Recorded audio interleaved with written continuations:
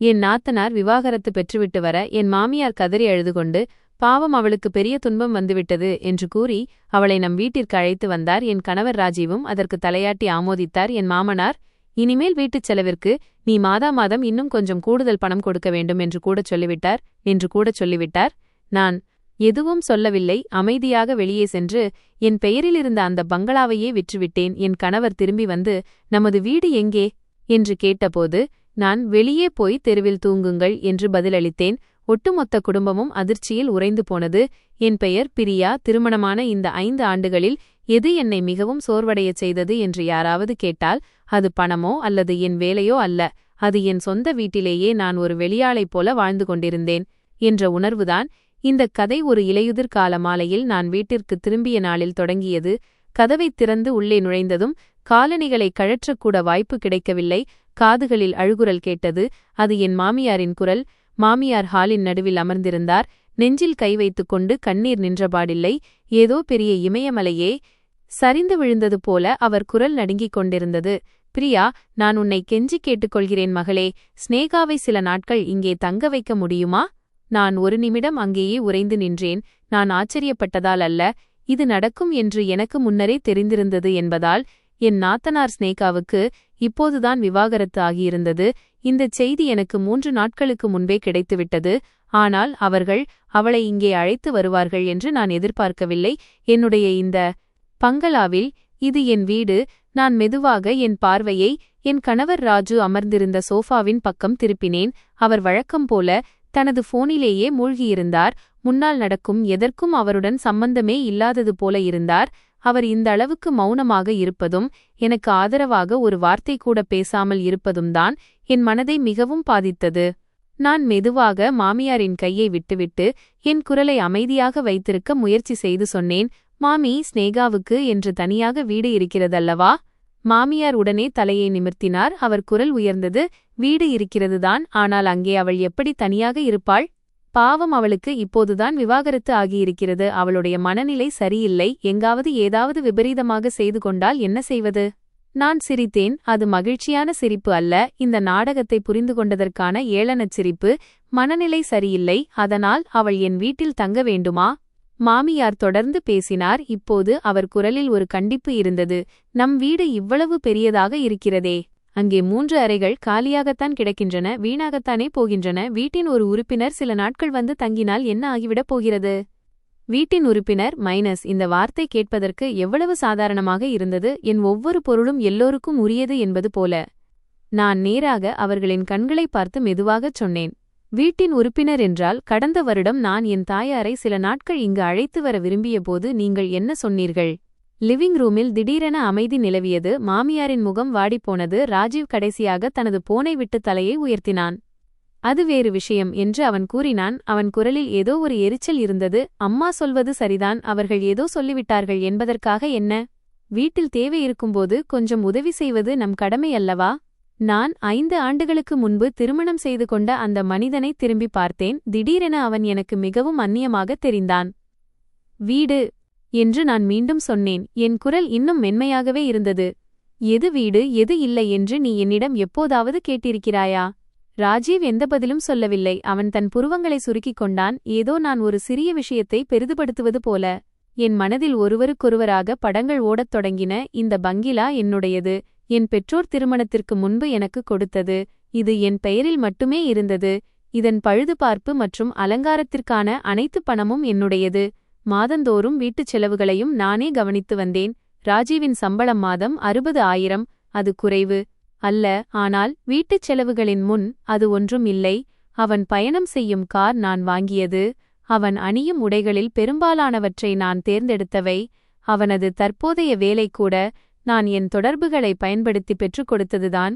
இன்று அவனது குடும்பம் அனைத்தும் இங்கேயே அமர்ந்து எல்லாம் முடிவானது போலவும் நான் சரி சொல்வதற்கு மட்டும் காத்திருப்பது போலவும் பேசிக்கொண்டிருந்தன. நான் ஒரு நீண்ட மூச்சு இழுத்துவிட்டுச் சொன்னேன், சரி. மூவரும் அதிர்ந்து போனார்கள். நான் இவ்வளவு எளிதாக ஒப்புக்கொள்வேன் என்று அவர்கள் நினைக்கவில்லை. ராஜீவ் முதலில் பேசினான். அவன் கண்களில் ஒரு ஏமாற்றமான ஒளி இருந்தது. பார்த்தாயா, சரியாக பேசினால் எல்லாம் நடக்கும். குடும்ப உறுப்பினர்கள் ஒற்றுமையாக வாழ வேண்டும். அவன் பேசி முடிப்பதற்கு முன்பே நான் அவனை இடையில் தடுத்தேன். ஆனால் ஒரு நிபந்தனை உண்டு. நான் நேராக என் மாமியாரை பார்த்தேன். ஸ்னேகா இங்கே தங்கினால் வீட்டுச் செலவு அதிகரிக்கும். மாமியார் உடனே தலையை ஆட்டினார். ஆம் ஆம், நிச்சயமாக நானும் இதைத்தான் நினைத்தேன். நீ கவலைப்படாதே. நான் மாதம் 1,00,000 ரூபாயோ அல்லது அதற்கு மேலோ கேட்பேன் என்று நான் அமைதியான குரலில் சொன்னேன். சில நொடிகள் அமைதி நிலவியது. பிறகு மாமியார் கிட்டத்தட்ட கத்தினார். 1,00,000? ஒரே ஒரு நபர்தானே வரப்போகிறார்கள். இவ்வளவு பணத்திற்கு என்ன தேவை? நான் புன்னகைத்தேன். இது வெறும் ஒரு நபர் மட்டுமல்ல என்று நான் மெதுவாக எண்ணிக்கையை கூறத் தொடங்கினேன். மின்சாரம், தண்ணீர், உணவு மற்றும் பானங்கள், வீட்டு உபயோகப் பொருட்கள் மற்றும் எல்லாவற்றிற்கும் மேலாக அவளது அழகு சாதனப் பொருட்கள், தனிப்பட்ட பராமரிப்புப் பொருட்கள் என அனைத்தும் உள்ளன. ஸ்னேகா என்னுடைய பொருட்களை பயன்படுத்தினால் செலவு இன்னும் அதிகமாகும். நான் அவர்களை பார்த்தேன். 1,00,000 என்பது நான் மிகவும் சிக்கனமாகச் சொல்கிறேன் என்றேன். மாமியார் உதவிக்காக ராஜீவை பார்த்தார். ராஜீவ் புருவங்களை சுருக்கினான். அவன் ஏமாற்றமடைந்ததாக தெரிந்தது. ஆனால் கடைசியில், சரி, 1,00,000 என்றால் 1,00,000மே, இது ஒரு சிறிய விஷயம்தானே என்று கூறினான். நான் என் மனதிற்குள் புன்னகைத்தேன். ஆம், அவர்களுக்கு என் பணம் எப்போதும் ஒரு சிறிய விஷயம்தான். அப்படியானால் இது முடிவானது. நான் காரின் சாவியை எடுத்தேன். நான் வெளியே போகிறேன். இரவு உணவிற்கு வீட்டிற்கு வரமாட்டேன் என்றேன். எங்கே போகிறாய் என்று ராஜீவ் கேட்டான். நான் அப்பாவை பார்க்கப் போகிறேன் என்று நான் திரும்பி பார்க்காமல் சொன்னேன். அவர் உடல்நிலை இப்போது சரியில்லை. நான் ஒரு நிமிடம் நின்றேன். பிறகு மிக மெதுவாகச் சொன்னேன். ஆம், நாளை ஸ்னேகா வரும்போது நீங்கள் இருவரும் அவளுடைய அறையை நீங்களே சுத்தம் செய்து அலமாரியில் போர்வைகளை வைத்துவிடுங்கள் என்று சொல்லிவிட்டு நான் கதவைத் தாண்டி வெளியே சென்றேன்.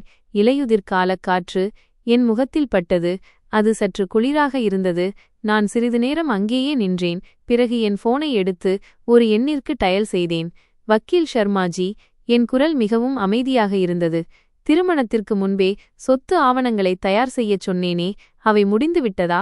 மற்றும் என் பெயரில் உள்ள இந்த பங்களாவை நான் பின்னோக்கி திரும்பி அந்த வீட்டை பார்த்தேன். 2வது மாடியில் விளக்குகள் இன்னும் எரிந்து கொண்டிருந்தன. ஒரு காலத்தில் இந்த வீட்டிலேயே என் முழு வாழ்க்கையையும் கழித்து விடுவேன் என்று நினைத்தேன்.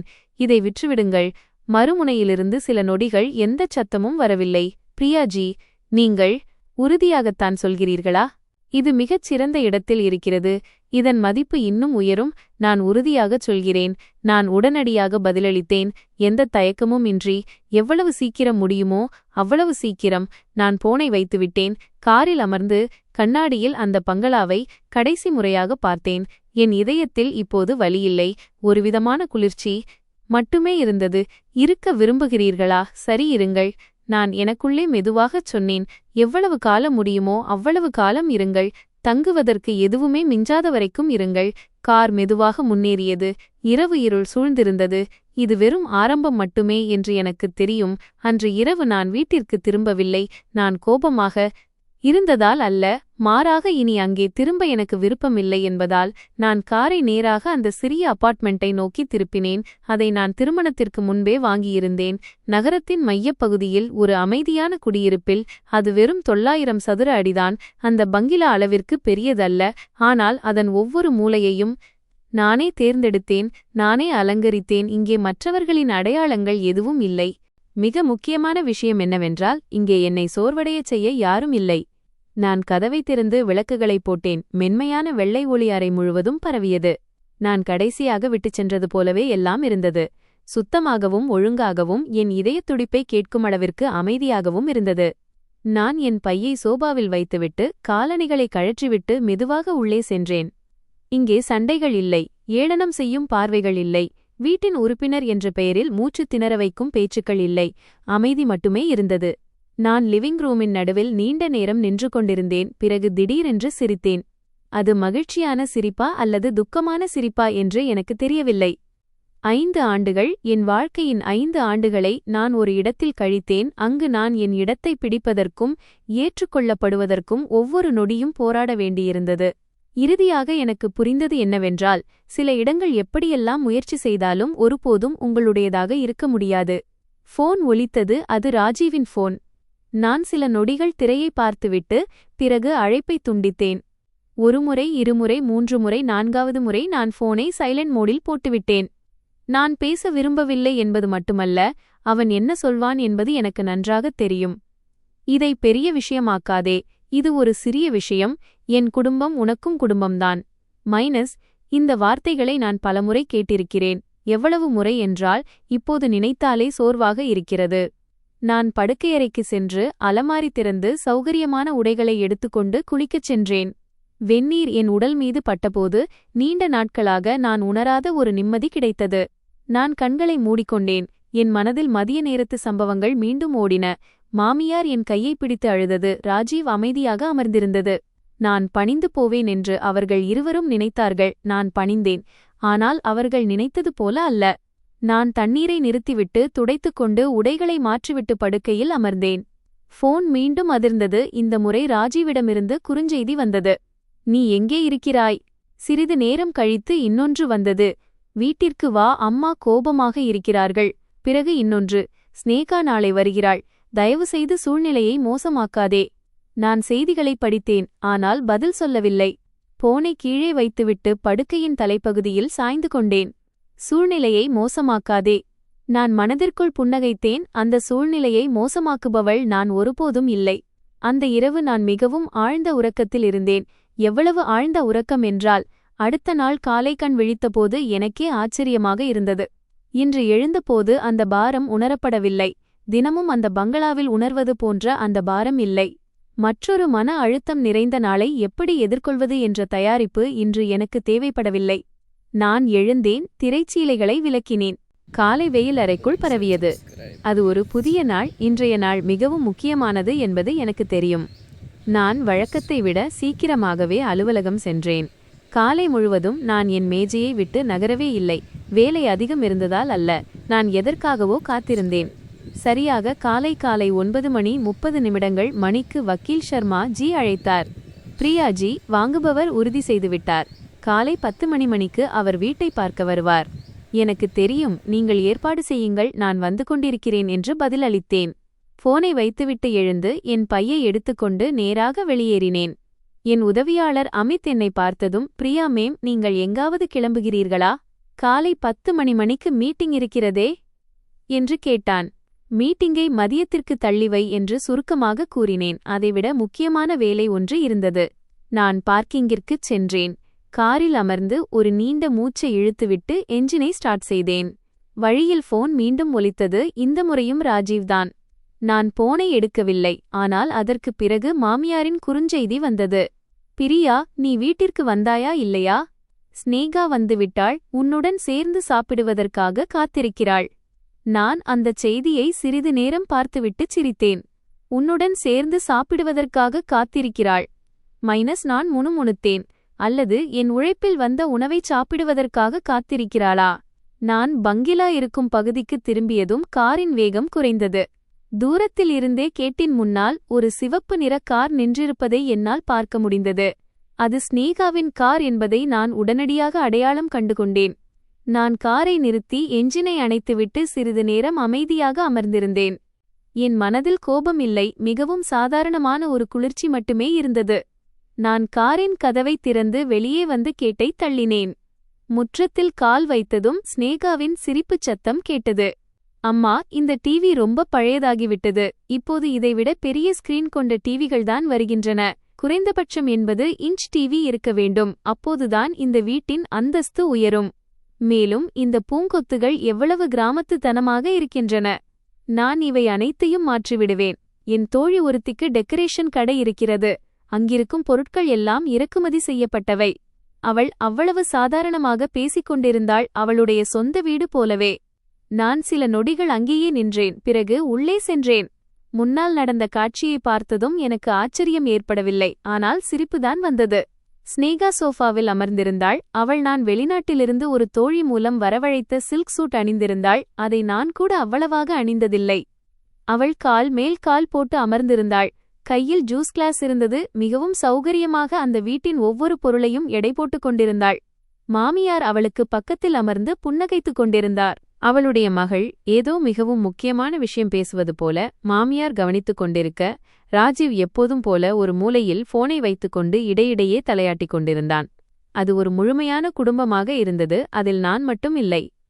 வந்துட்டியா என்று ராஜீவ் ஒரு நிமிடம் தலை நிமிர்ந்து என்னை பார்த்துவிட்டு மீண்டும் போனுக்குள் மூழ்கிவிட்டான். ஏன் இவ்வளவு தாமதம்? ஸ்னேகா எப்போதிலிருந்தோ உனக்காக காத்துக் கொண்டிருக்கிறாள் என்றான். ஸ்னேகாவும் என்னை பார்த்தாள். ஆனால் அவள் அமர்ந்த இடத்திலிருந்து எழவில்லை. உதட்டில் ஒரு லேசான புன்னகையுடன், அண்ணி, நான் மதியமே வந்துவிட்டேன். பசியால் மிகவும் சிரமப்பட்டேன். நல்லவேளை அம்மா சமைத்து வைத்தார்கள், இல்லையென்றால் நான் பசியிலேயே இறந்திருப்பேன் என்று சொன்னாள். நான் எதுவும் சொல்லாமல் நேராக உள்ளே சென்றேன். டைனிங் ரூமை தாண்டிச் சென்றபோது மேஜை முழுவதும் பாத்திரங்கள் சிதறிக் கிடந்தன. நிறைய உணவுகள் இருந்தன. என் ஃப்ரிட்ஜில் இருந்த பொருட்களைக் கொண்டு செய்யப்பட்ட அந்த உணவுகள் என்பதை நான் நன்றாகவே அறிவேன். நான் ஃப்ரிட்ஜை திறந்தேன். நான் நினைத்தது போலவே வார இறுதி நாட்களுக்காக நான் தயார் செய்து வைத்திருந்த பொருட்கள் பெரும்பாலும் காணாமல் போயிருந்தன. இறக்குமதி செய்யப்பட்ட மட்டன், சால்மன் மீன், கேவியர் என அனைத்தும் பாதியாகவும் குறைவாகவும் இருந்தன. நான் ஃப்ரிட்ஜை மூடிவிட்டு சமையலறைக்குச் சென்றேன். அடுப்பின் மேல் ஒரு தட்டில் உணவு இருந்தது. கொஞ்சம் காய்கறி, சில துண்டு மாமிசம் மற்றும் குளிர்ந்து கட்டியாகிப் போன சாதம். மாமியார் எனக்கு பின்னால் வந்தார். அவர் குரலில் சிறிது சங்கடம் இருந்தது, ஆனால் அதில் ஒரு அதிகாரமும் வெளிப்பட்டது. நீ சாப்பிடவில்லை என்று நினைக்காதே, ஸ்னேகாவுக்கு இன்று மனநிலை சரியில்லை, அதனால் அவள் கொஞ்சம் அதிகமாக சாப்பிட்டுவிட்டாள். நான் திரும்பி அவர்களை பார்த்தேன். அந்த மட்டன் கிலோ 5000 ரூபாய் என்று மிகவும் மெதுவாகச் சொன்னேன். சால்மன் மீனும் ஏறக்குறைய அதே விலைதான். அவை அனைத்தையும் நான் விருந்தினர்களுக்காக வைத்திருந்தேன். மாமியார் ஒரு நிமிடம் அதிர்ந்து போய் பிறகு புருவங்களை சுருக்கினார். என்ன இது? எதற்கு இவ்வளவு கணக்கு பார்க்கிறாய்? வீட்டிலிருப்பவர்கள் தானே சாப்பிட்டார்கள், வெளியாட்கள் யாரும் இல்லையே. வீட்டில் இருப்பவர்களா? மீண்டும் அதே வார்த்தை. நான் தலையை ஆட்டிவிட்டு பரவாயில்லை என்று சொல்லி ஒரு பாக்கெட் நூடுல்ஸ் எடுத்து சுடுதண்ணீர் ஊற்றிச் சாப்பிட அமர்ந்தேன்.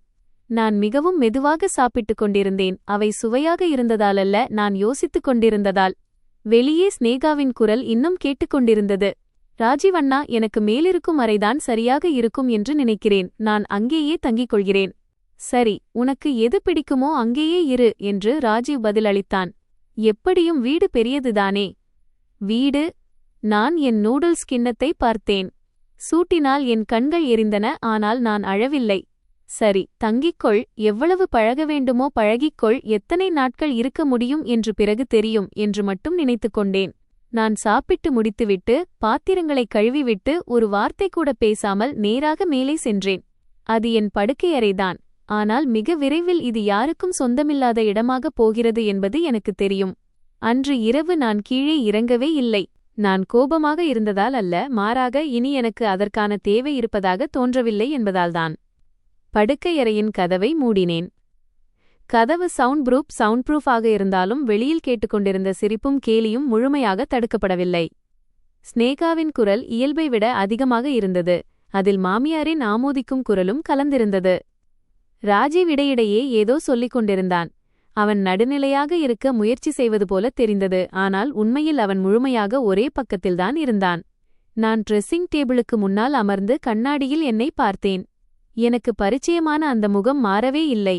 கண்களில் இருந்த அந்த தெளிவு மட்டும் முன்பு போல இல்லை. நான் டிராயரை திறந்து அழகாக அடுக்கி வைக்கப்பட்டிருந்த அழகு சாதன பொருட்களை பார்த்தேன். எல்லாமே சுத்தமாகவும் சரியான இடத்திலும் இருக்க வேண்டும் என்பது என் வழக்கம். ஏனென்றால் என் மனதின் ஒழுங்கை குலைக்காமல் இருக்க எனக்கு வெளிப்புற ஒழுக்கம் தேவைப்பட்டது. ஆனால் அந்த ஒழுக்கம் விரைவில் உடையப்போகிறது என்று எனக்கு தெரியும்.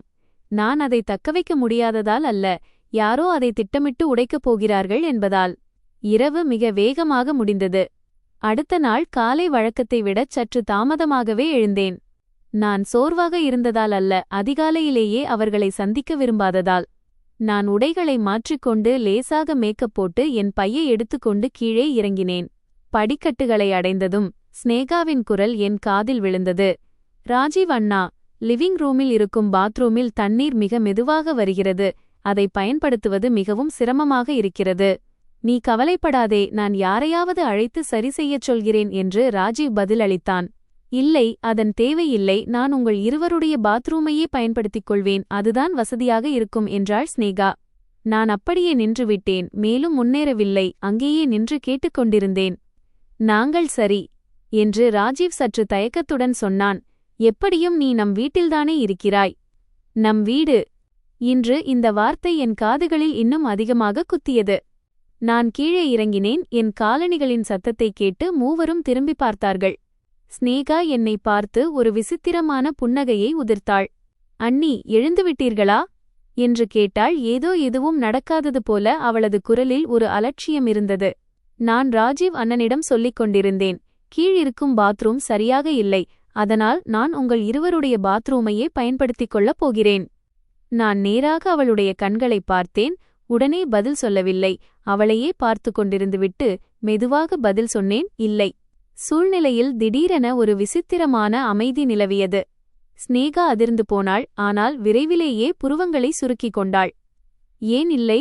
நீங்களும் அண்ணனும் கணவன் மனைவிதானே சேர்ந்து பயன்படுத்துகிறீர்கள். நான் கொஞ்சம் பயன்படுத்தினால் என்ன ஆகிவிடப் போகிறது? நான் படிக்கட்டுகளிலிருந்து இறங்கி கீழே வந்தேன். என் பையை மேஜை மீது வைத்தேன். அது எங்களுடைய தனிப்பட்ட இடம் என்றேன். என் அனுமதி இல்லாமல் அங்கே யாரும் செல்ல முடியாது. என் குரல் உரக்க இருக்கவில்லை, ஆனால் மிகத் தெளிவாக இருந்தது. ஸ்நேகா ஒரு ஏளனமான சிரிப்பை உதிர்த்தாள். அண்ணி, நீங்கள் ஏன் இவ்வளவு சிறிய விஷயத்தை பெரிதுபடுத்துகிறீர்கள்? நான் கொஞ்ச நேரம்தானே பயன்படுத்தப் போகிறேன். அல்லது என் மூலம் உங்கள் பொருட்களை யாராவது பயன்படுத்தி விடுவார்கள் என்று பயப்படுகிறீர்களா? இந்த வார்த்தைகள் கேட்பதற்கு சாதாரணமாக இருந்தாலும் இதன் நோக்கம் மிகவும் தெளிவாக இருந்தது. வேண்டுமென்றே என்னை தூண்டிவிடுவது. நான் அவளையே சிறிது நேரம் பார்த்துவிட்டுச் சொன்னேன், ஆம், நீ சொல்வது சரிதான். என்னுடைய பொருட்களை வேறொருவர் பயன்படுத்துவதை நான் விரும்புவதில்லை. ஸ்நேகாவின் கண்கள் விரிந்தன. நீங்கள் என்ன சொல்கிறீர்கள்? சொல்வது தெளிவாகத்தான் இருக்கிறது என்று நான் அவளுடைய கண்களை நேராக பார்த்துச் சொன்னேன். இந்த வீட்டிலுள்ள எல்லா பொருட்களும் உனக்கு சொந்தமானவை அல்ல. இப்போது ராஜீவ் எழுந்தான். அவன் குரலில் சிறு கோபம் இருந்தது. பிரியா, நீ எல்லை மீறி பேசுகிறாய். ஸ்நேகா பயன்படுத்துவதுதானே? இதற்கெல்லாம் இவ்வளவு பெரிய பிரச்சனையை ஏன் உருவாக்க வேண்டும்? நான் அவனை திரும்பி பார்த்தேன். நான் எல்லை மீறுகிறேனா? ஆம், அதிகம் பேசுகிறாய் என்று அவன் உடனே கூறினான். அது வெறும் பாத்ரூம் தானே? நான் மிகவும் நிதானமாக தலையசைத்தேன். சரி என்று நான் ஸ்நேகாவின் பக்கம் திரும்பினேன். நீ பயன்படுத்த விரும்பினால் தாராளமாக பயன்படுத்தலாம். ஸ்நேகாவின் முகம் உடனே மாறியது. நான் ஒப்புக்கொண்டு விட்டேன் என்று அவள் நினைத்தாள். ஆனால் நான் என் பேச்சைத் தொடர்ந்தேன். ஒவ்வொரு முறை பயன்படுத்தும் போதும் 2000 ரூபாய் கட்டணம். மூவரும் அதிர்ச்சியில் உறைந்து போனார்கள். என்ன? ஸ்நேகா கிட்டத்தட்ட கத்தினாள். என்ன சொன்னீர்கள்? நான் என் குரலை மாற்றாமல் அப்படியே வைத்திருந்தேன். அந்த பாத்ரூமில் வெந்நீருக்கு தனி வசதி உள்ளது. ஷவர் இறக்குமதி செய்யப்பட்டது மற்றும் அங்குள்ள பொருட்கள் அனைத்தும் பிராண்டடானவை. அந்த வகையில் ஒருமுறை பயன்படுத்த 2000 ரூபாய் என்பது மலிவுதான். ஸ்நேகா நான் பைத்தியமாகிவிட்டேனோ என்பது போல என்னை பார்த்தாள். உங்கள் மூளைதான் கெட்டுவிட்டதா? நான் உங்கள் நாத்தனார், எந்த ஹோட்டல் விருந்தினரும் அல்ல. ஹோட்டல் விருந்தினர் இல்லை என்றால் பயன்படுத்தாமல் இரு என்று நான் சுருக்கமாகவும் தெளிவாகவும் பதிலளித்தேன். ராஜீவ் கோபத்துடன் முன்னேறினான். அவன் குரல் கடினமானது. பிரியா, போதும். ஸ்நேகா என் தங்கை. அவளிடம் இப்படி பேசுகிறாயா? நான் அவனை திரும்பி பார்த்தேன். கேட்க விருப்பமில்லையென்றால் கேட்காதே. என் பதில் அவன் வாயை அடைத்தது. அங்கு சூழல் எவ்வளவு பதற்றமாக இருந்தது என்றால் மூச்சுவிடும் சத்தம் கூட கேட்டது. ஸ்நேகா இப்போது கோபத்தின் உச்சிக்கே சென்றாள். சரி, நான் பயன்படுத்தவில்லை. எனக்கு தேவையும் இல்லை. எப்படியும் இந்த வீடு உங்களுக்கு மட்டும் சொந்தமானது அல்ல. அவள் இப்படிச் சொன்னதும் அங்கே நிசப்தம் நிலவியது. நான் அவளை நீண்ட நேரம் பார்த்துவிட்டு பிறகு ராஜீவை நோக்கினேன். நீயே சொல், இந்த வீடு யாருடையது? ராஜீவ் அங்கேயே நின்றான். அவன் முகம் சற்று மாறியது. அவன் உடனே பதில் சொல்லவில்லை. ஸ்நேகா அவனை தூண்டிவிட்டாள். சொல்லுங்கள் அண்ணா, இந்த வீடு உங்களுடையது இல்லையென்றால் வேறு யாருடையது? ராஜீவ் தன் உதடுகளை கடித்தான். 1 நொடிகள், 2 நொடிகள், கடைசியாக அவன் சொன்னான், இந்த வீடு பிரியாவின் பெயரில் உள்ளது. அவன் மிக மெதுவாகத்தான் சொன்னான், ஆனால் அங்கிருந்த அனைவரும் கேட்கும் வகையில் இருந்தது. ஸ்நேகா தன் காதுகளையே நம்பவில்லை. அவள் பெயரிலா? இது திருமணத்திற்கு முந்தைய சொத்தா? ராஜீவ் தலையசைத்தான். அவன் என்னை பார்க்கவில்லை, தரையை பார்த்தபடி சொன்னான். சூழ்நிலை மிகவும் கனமாக இருந்தது. ஸ்நேகா பின்வாங்கினாள். அவளது கண்களில் இப்போது அந்த ஆணவம் இல்லை, மாறாக ஒரு நடுக்கம் இருந்தது. மாமியாரும் ஒன்றும் பேசவில்லை. அங்கேயே நின்று என்னை மட்டும் பார்த்து கொண்டிருந்தார். முதல் முறையாக அவருக்கு ஏதோ ஒன்று புரிந்திருப்பது போல தெரிந்தது. நான் மேலதிகமாக ஒன்றும் சொல்லவில்லை. என் பையை எடுத்துக்கொண்டு வெளியே கிளம்பினேன்.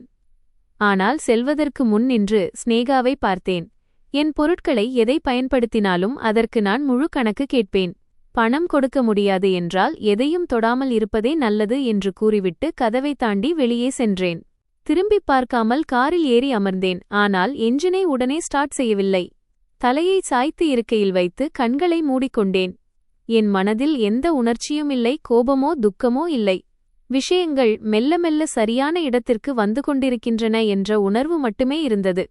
போன் அதிர்ந்தது. அறிமுகமில்லாத எண்ணிலிருந்து குறுஞ்செய்தி வந்திருந்தது. நான் ஸ்னேகாவின் முன்னாள் கணவர். நான் செய்தியை திறந்து படித்தேன். அவள் உங்களுடன் தங்கியிருக்கிறாள் என்பது எனக்கு தெரியும். உங்களுக்கு தேவைப்பட்டால் என்னிடம் இருக்கும் சில ஆதாரங்களை காட்ட முடியும். நான் அமைதியாக இருந்தேன். என் விரல் சிறிது நேரம் திரையில் நின்றது. பிறகு பதில் அனுப்பினேன். நீங்கள் யார்? பதில் மிக விரைவாக வந்தது. என் பெயர் விக்ரம். அவள் என்னுடன் திருமண பந்தத்தில் இருந்தபோதே எனக்கு துரோகம் செய்ததற்கான ஆதாரங்கள் என்னிடம் உள்ளன. புகைப்படங்கள், மெசேஜ்கள், கால் ரெக்கார்டிங் என அனைத்தும் இருக்கின்றன. உங்களுக்கு தேவையா? அந்த வார்த்தைகளை பார்த்தேன். என் உதடுகள் லேசாக புன்னகைத்தன. நான் ஆச்சரியப்பட்டதால் அல்ல, இப்போதுதான் விஷயம் சுவாரஸ்யமாக போகிறது என்பதற்காக. நான் டைப் செய்தேன். இப்போதைக்கு தேவையில்லை. தேவைப்படும்போது நான் உங்களை தொடர்பு கொள்கிறேன். செய்தியை அனுப்பிவிட்டு போனை கீழே வைத்துவிட்டு கண்களை திறந்து நேராக பார்த்தேன். நீண்ட, மிக நீண்ட சாலை. ஆனால் இந்த முறை எனக்கு சோர்வாக உணரவில்லை. என்ஜினை ஸ்டார்ட் செய்தேன். கார் முன்னேறியது. இந்த ஆட்டம் இனி ஒருதலைப்பட்சமாக இருக்காது என்பது எனக்கு தெரியும். நான் அலுவலகம் சென்றடைந்தேன். ஆனால் எப்போதும் போல என் கவனம் வேலையில் இல்லை. என் மனம் அலைபாய்ந்து கொண்டிருந்ததால் அல்ல, அதைவிட முக்கியமான ஒன்று எனக்காக காத்திருந்தது என்பதால். விக்ரம் என்ற அந்த மனிதனின் செய்தி அப்படியே இருந்தது. அவன் என்னை தேடி வந்ததற்கும் ஆதாரங்களை கொடுக்க தயாராக இருந்ததற்கும் ஒரு காரணம் இருக்கத்தான் செய்தது. அது தற்செயலான நிகழ்வு அல்ல. ஒரு மனிதன் விவாகரத்திற்குப் பிறகு தன் முன்னாள் மனைவியை அம்பலப்படுத்த உதவ முன்வருகிறான் என்றால் அதற்குப் பின்னால் ஏதோ ஒரு பெரிய காரணம் இருக்கத்தான் வேண்டும். நான் என் அலுவலகத்தில் அமர்ந்து கையில் பேனாவை சுழற்றிக் கொண்டிருந்தேன். என் மனதில் ஒரு எண்ணம் உதித்தது. விக்ரம் சொல்வது அனைத்தும் உண்மையாக இருந்தால் ஸ்னேகா ஒரு பாவம் செய்தவள் அல்ல, அவள் பாவம் போல நடிக்கிறாள். என் புகுந்த வீடு முழுவதும் அந்த பெண்ணின் தாளத்திற்கு ஆடிக்கொண்டிருக்கிறது. நான் அவசரப்படவில்லை. இது போன்ற விஷயங்களை உணர்ச்சியால் கையாள முடியாது. நிதானமாகவும் பொறுமையாகவும் அவர்களை தங்களது உண்மையான முகத்தை வெளிப்படுத்த செய்ய வேண்டும். சரியாக காலை 10:45 மணிக்கு வக்கீல் ஷர்மாஜி மீண்டும் அழைத்தார். பிரியாஜி, வாங்குபவர் வந்துவிட்டார். அவர் கேட்டின் முன்னால் நிற்கிறார். நான் வந்து கொண்டிருக்கிறேன் என்று சொல்லிவிட்டு பையை எடுத்துக்கொண்டு வெளியேறினேன். வழியில் போன் மீண்டும் ஒலித்தது. இந்த முறை ராஜீவ்தான். நான் சில நொடிகள் திரையை பார்த்துவிட்டு பிறகு அழைப்பை எடுத்தேன். மறுமுனையிலிருந்து அவனது குரல் பயத்தில் இருந்தது. பிரியா, நீ என்ன செய்து கொண்டிருக்கிறாய்? நான் என் குரலை அமைதியாகவே வைத்திருந்தேன். நீ எதைப் பற்றி பேசுகிறாய்? வீட்டை பார்க்க யாரோ வந்திருக்கிறார்கள். அவன் கிட்டத்தட்ட கத்தினான். உன் விளையாட்டு முடிந்ததா இல்லையா? நீ சொல்வது உண்மையா அல்லது வேடிக்கையா? நான் ஒரு நொடி மௌனமாக இருந்துவிட்டுச் சொன்னேன். நான் வேடிக்கை பார்க்கவில்லை. மக்கள் வீட்டை பார்க்க வந்திருக்கிறார்கள். அவர்களுக்கு பிடித்திருந்தால் நான் விற்றுவிடுவேன். மறுமுனையிலிருந்து சத்தம் நின்றுவிட்டது. பிறகு ராஜீவின் குரல் மெலிதானது. ஆனால் அமைதியாக இல்லை, மாறாக கோபத்துடன் இருந்தது. பிரியா, நீ என்ன செய்கிறாய் என்பது உனக்கு தெரியுமா? அது நமது வீடு. நான் லேசாக சிரித்தேன். நமது வீடா? அதை வாங்குவதற்கு நீ பணம் கொடுத்தாயா? அதை பழுது பார்ப்பதற்கு பணம் கொடுத்தாயா? அல்லது குறைந்தபட்சம் வீட்டுச் செலவை நீ கவனிக்கிறாயா? என் ஒவ்வொரு கேள்வியும் மென்மையாக இருந்தது. ஆனால் அவனிடம் பதில் சொல்ல முடியாத அளவிற்கு தீர்க்கமாக இருந்தது. இருந்தாலும் நாம் கணவன் மனைவிதானே என்று ராஜீவ் வாதம் செய்ய முயன்றான். திருமணத்திற்கு பிந்தைய சொத்து பொதுவானது. நான் சாலையை பார்த்தபடி உணர்ச்சியில்லாமல் சொன்னேன். போய்க் சட்டத்தை படித்துப்பார். இந்த வீட்டை நான் திருமணத்திற்கு முன்பே வாங்கினேன். என் சொந்த பணத்தில் வாங்கினேன். ஆவணங்கள் என் பெயரில்தான் இருக்கின்றன. இதில் தலையிட உனக்கு எந்த உரிமையும் இல்லை. ராஜீவ் உரக்க மூச்சை இழுத்தான். அவன் முகம் எப்படி இருக்கும் என்று என்னால் கற்பனை செய்ய முடிந்தது. எனக்கு கவலை இல்லை. நீ இதை விற்க முடியாது என்று மட்டும் எனக்கு தெரியும். நீ விற்றுவிட்டால் என் குடும்பம் எங்கே செல்லும்? இறுதியாக அவனது உண்மையான நோக்கம் வெளிப்பட்டது. பிரச்சனை குடும்பம் அல்ல, தங்குவதற்கான இடம். நான் சிரித்தேன். இந்த முறை ஒலிக்காமல் சிரித்தேன்.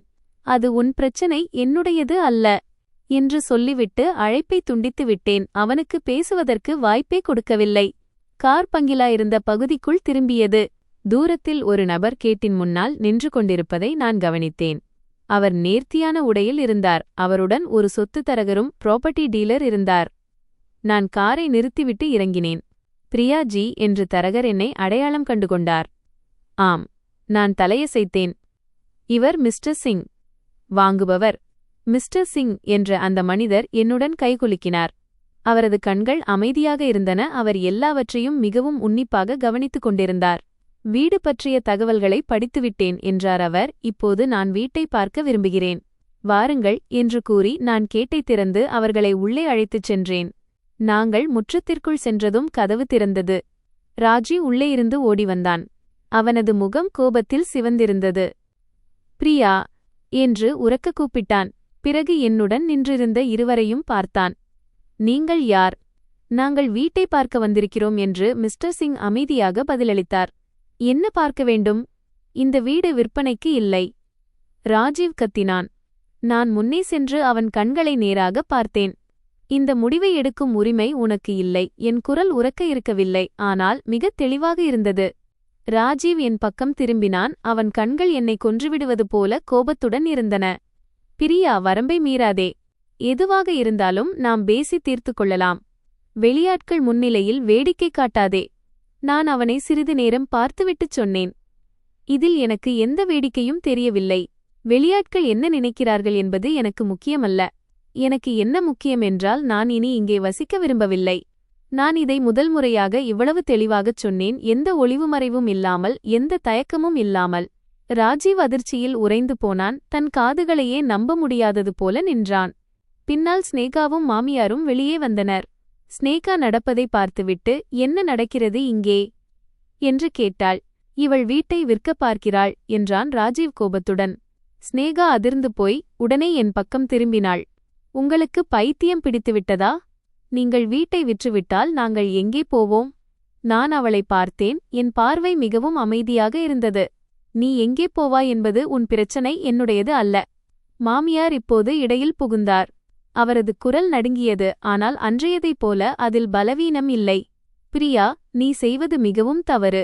குடும்பம் கஷ்டத்தில் இருக்கிறது. உன்னால் உதவ முடியவில்லை என்றால் பரவாயில்லை, ஆனால் எல்லோரையும் தெருவில் விடாதே. நான் திரும்பி அவர்களை நீண்ட நேரம் பார்த்தேன். பிறகு மெதுவாகச் சொன்னேன், குடும்பம் கஷ்டத்தில் இருக்கிறது என்று சொல்கிறீர்கள். அப்படியானால் கடந்த 5 ஆண்டுகளாக இந்த குடும்பத்தை காப்பாற்றியது யார்? அவர் மௌனமானார். பதில் சொல்லவில்லை. நான் இதை பற்றி பேசவில்லை என்பதற்காக எதுவும் நடக்கவில்லை என்று அர்த்தமல்ல. நான் ஒன்றும் சொல்வதில்லை என்பதற்காக எனக்கு தெரியவில்லை என்று அர்த்தமல்ல. நான் உதவி செய்தேன், ஏனென்றால் நாம் ஒரு குடும்பம் என்று நான் நினைத்தேன். ஆனால் நீங்கள் அனைவரும் இதை என்னுடைய வீடு என்று கருதத் தொடங்கிவிட்டால் என்னை மன்னித்து விடுங்கள். நான் இனி இங்கே இருக்க மாட்டேன். அந்த இடத்தில் ஒரு பயங்கரமான அமைதி நிலவியது. மிஸ்டர் சிங் அருகில் நின்று கொண்டு எதுவும் பேசவில்லை. சூழலை மட்டும் கவனித்துக் கொண்டிருந்தார். அனுபவம் வாய்ந்த ஒரு மனிதராக அங்கு என்ன நடக்கிறது என்பதை அவர் புரிந்து கொண்டார். நான் அவரை பார்த்து, நாம் உள்ளே சென்று பார்க்கலாமா என்று கேட்டேன். அவர் தலையசைத்தார். ராஜீவ் முன்னே வந்து பாதையை தடுத்துக்கொண்டு, யாரும் உள்ளே வர முடியாது என்று கூறினான். தடுத்துப்பார் என்று நான் மிக மெதுவாக கூறினேன். ஆனால் என் கண்களில் மென்மை இருக்கவில்லை. ராஜீவ் அங்கேயே நின்றான், அசையவில்லை. 1 நொடிகள், 2 நொடிகள், பிறகு அவன் பாதையை விட்டு விலகிவிட்டான். நான் ஒன்றும் பேசாமல் உள்ளே சென்று மிஸ்டர் சிங்கிற்கு ஒவ்வொரு அறையாக காட்டினேன். லிவிங் ரூம் முதல் கிச்சன் மற்றும் ஒவ்வொரு படுக்கையறை வரை நான் வீட்டைப் பற்றி விவரித்துக் கொண்டிருந்தேன். விற்பனைக்காக அல்ல, எல்லாவற்றையும் முடித்துவிட வேண்டும் என்பதற்காக. இந்த வீட்டின் ஒவ்வொரு அடியும் நான் என் நினைவுகளின் பாதையில் நடப்பது போலத் தெரிந்தது. ஆனால் விசித்திரமான விஷயம் என்னவென்றால், எனக்கு எந்த வருத்தமும் ஏற்படவில்லை. மாறாக ஒரு லேசான உணர்வே இருந்தது. நாங்கள் மாஸ்டர் பெட்ரூமிற்குச் சென்றபோது மிஸ்டர் சிங் நின்று சுற்றும் முற்றும் பார்த்துவிட்டு, இந்த பங்களா எனக்கு சரி என்றார். பேரம் பேசாமல் சுற்றாமல் ஒரே வாக்கியத்தில் முடித்தார். நான் தலையசைத்துவிட்டு, அப்படியானால் நாம் அடுத்த கட்ட நடவடிக்கைகள் குறித்து பேசலாம் என்றேன். எவ்வளவு விரைவில் முடியும் என்று அவர் என்னை பார்த்து கேட்டார். 3 நாட்கள் என்று நான் கூறினேன். 3 நாட்களில் எல்லாம் முடிந்துவிடும். அவர் தலையசைத்தார். நாங்கள் கைகுலுக்கிக் கொண்டோம். நாங்கள் வெளியே வந்தபோது அவர்கள் மூவரும் இன்னும் அங்கேயே நின்று கொண்டிருந்தார்கள். அவர்களின் கண்களில் முன்பு இருந்த பாவம் இல்லை. இப்போது அவர்கள் என்னை அடக்கி வைக்கக்கூடிய ஒரு நபராக பார்க்கவில்லை, மாறாக தங்கள் கட்டுப்பாட்டில் இல்லாத ஒரு நபராக பார்த்தார்கள். ராஜீவ் என்னை பார்த்தான். அவன் குரல் கனமானது. பிரியா, நிஜமாகவே நீ இந்த எல்லை வரை போக விரும்புகிறாயா? நான் அவனை மிகவும் அமைதியாக பார்த்தேன். நான் போகவில்லை, நீயும் உன் குடும்பமும்தான் என்னை இந்த நிலைமைக்கு கொண்டு வந்தீர்கள். நான் நிறுத்திவிட்டு 3 நாட்களுக்குப் பிறகு நீங்கள் அனைவரும் இந்த வீட்டை காலி செய்துவிடுங்கள் என்றேன். இதை கூறிவிட்டு நான் வாசலுக்கு வெளியே சென்றேன். திரும்பி பார்க்காமல் இந்த முறை என்னை யாராலும் தடுக்க முடியாது என்று எனக்கு தெரியும். அன்று அந்த பங்களாவிலிருந்து கிளம்பிய பிறகு நான் நேரடியாக அலுவலகத்திற்குச் செல்லவில்லை. காரை எடுத்துக்கொண்டு நீண்ட தூரம் சுற்றினேன். எந்த பாடலையும் ஒலிக்கவிடவில்லை, யாரிடமும் பேசவில்லை, எதைப்பற்றியும் அதிகம் சிந்திக்கவில்லை. ஒரு பெரிய முடிவை எடுத்த பிறகு தான் செய்தது சரிதான் என்பதை உறுதிப்படுத்த மனிதனுக்கு தேவைப்படும் அந்த நிசப்தத்தை என் மனதிற்கு அனுமதித்தேன். ஆச்சரியமான விஷயம் என்னவென்றால், எனக்கு எந்த வருத்தமும் தோன்றவில்லை. எந்த வருத்தமும் இல்லை, எந்த கவலையும் இல்லை. நீண்ட நாட்களாக நான் சுமந்து கொண்டிருந்த பாரத்தை இறுதியாக கீழே இறக்கி வைத்தது போன்ற ஒரு லேசான உணர்வு மட்டுமே இருந்தது. சுமார் 1 மணி நேரத்திற்குப் பிறகு எனக்கு பரிச்சயமான ஒரு காஃபி ஷாப்பிற்கு முன்னால் காரை நிறுத்தினேன். பிளாக் காஃபி ஒன்றை ஆர்டர் செய்துவிட்டு அங்கிருந்து சாலையை பார்க்கக்கூடிய ஒரு மூலையில் அமர்ந்து கொண்டேன். யாரும் என்னை கவனிக்கவில்லை. போனை மேஜை மீது வைத்தேன். திரையில் 10க்கும் மேற்பட்ட மிஸ்டு கால்கள் இருந்தன, அனைத்தும் ராஜீவிடமிருந்து. கீழே சில மெசேஜ்கள் இருந்தன. பிரியா, உடனடியாக வீட்டிற்கு வா. நாம் நிதானமாக பேசலாம். இவ்வளவு பெரிய பிரச்சனையை உருவாக்காதே. உன்னை வேண்டிக் கொள்கிறேன். ஒவ்வொரு வரியையும் படித்துவிட்டு போனை தள்ளி வைத்தேன். பதில் ஏதும் அனுப்பவில்லை. நான் திமிராக நடந்து கொள்ளவில்லை, மாறாக இனி எதை பேசினாலும் அதில் எந்த அர்த்தமும் இல்லை. புரிந்து கொள்ள விரும்பாதவரிடம் நீங்கள் எவ்வளவுதான் எடுத்துச் சொன்னாலும் அது பலனளிக்காது. புரிந்து கொள்ளவே விரும்பாதவர்களிடம் பேசுவதற்கு என்னதான் தேவையிருக்கிறது? முன்னால் இருந்த காஃபி ஆறத் தொடங்கியது. ஒரு மிடறு குடித்தேன். அது கசப்பாக இருந்தது, ஆனால் என் மூளையை விழிப்புடன் வைத்திருந்தது. சரியாக அந்த நேரத்தில் போன் அதிர்ந்தது. இந்த முறை அறிமுகமில்லாத எண். சில நொடிகள் பார்த்த பிறகு அழைப்பை ஏற்றுக்கொண்டேன். ஹலோ பிரியாஜி, நான் விக்ரம் பேசுகிறேன். எந்த முன்னுரையுமின்றி ஒரு கனமான தெளிவான ஆண் குரல். நான் உங்களுக்கு காலையில் மெசேஜ் செய்திருந்தேன். நான் சில நொடிகள் அமைதியாக இருந்தேன். ஆம், எனக்கு நினைவிருக்கிறது. என்ன முடிவு செய்தீர்கள் என்று அவர் நேரடியாக கேட்டார். இப்போதைக்கு எனக்கு தேவையில்லை என்று நான் பதில் அளித்தேன். ஆனால் நான் ஒன்று கேட்க வேண்டும். கேளுங்கள். ஏன் இந்த ஆதாரங்களை எனக்கு கொடுக்க விரும்புகிறீர்கள்? மறுமுனையில் ஒரு நொடி மௌனம் நிலவியது. பிறகு அவர் லேசாகச் சிரித்தார்.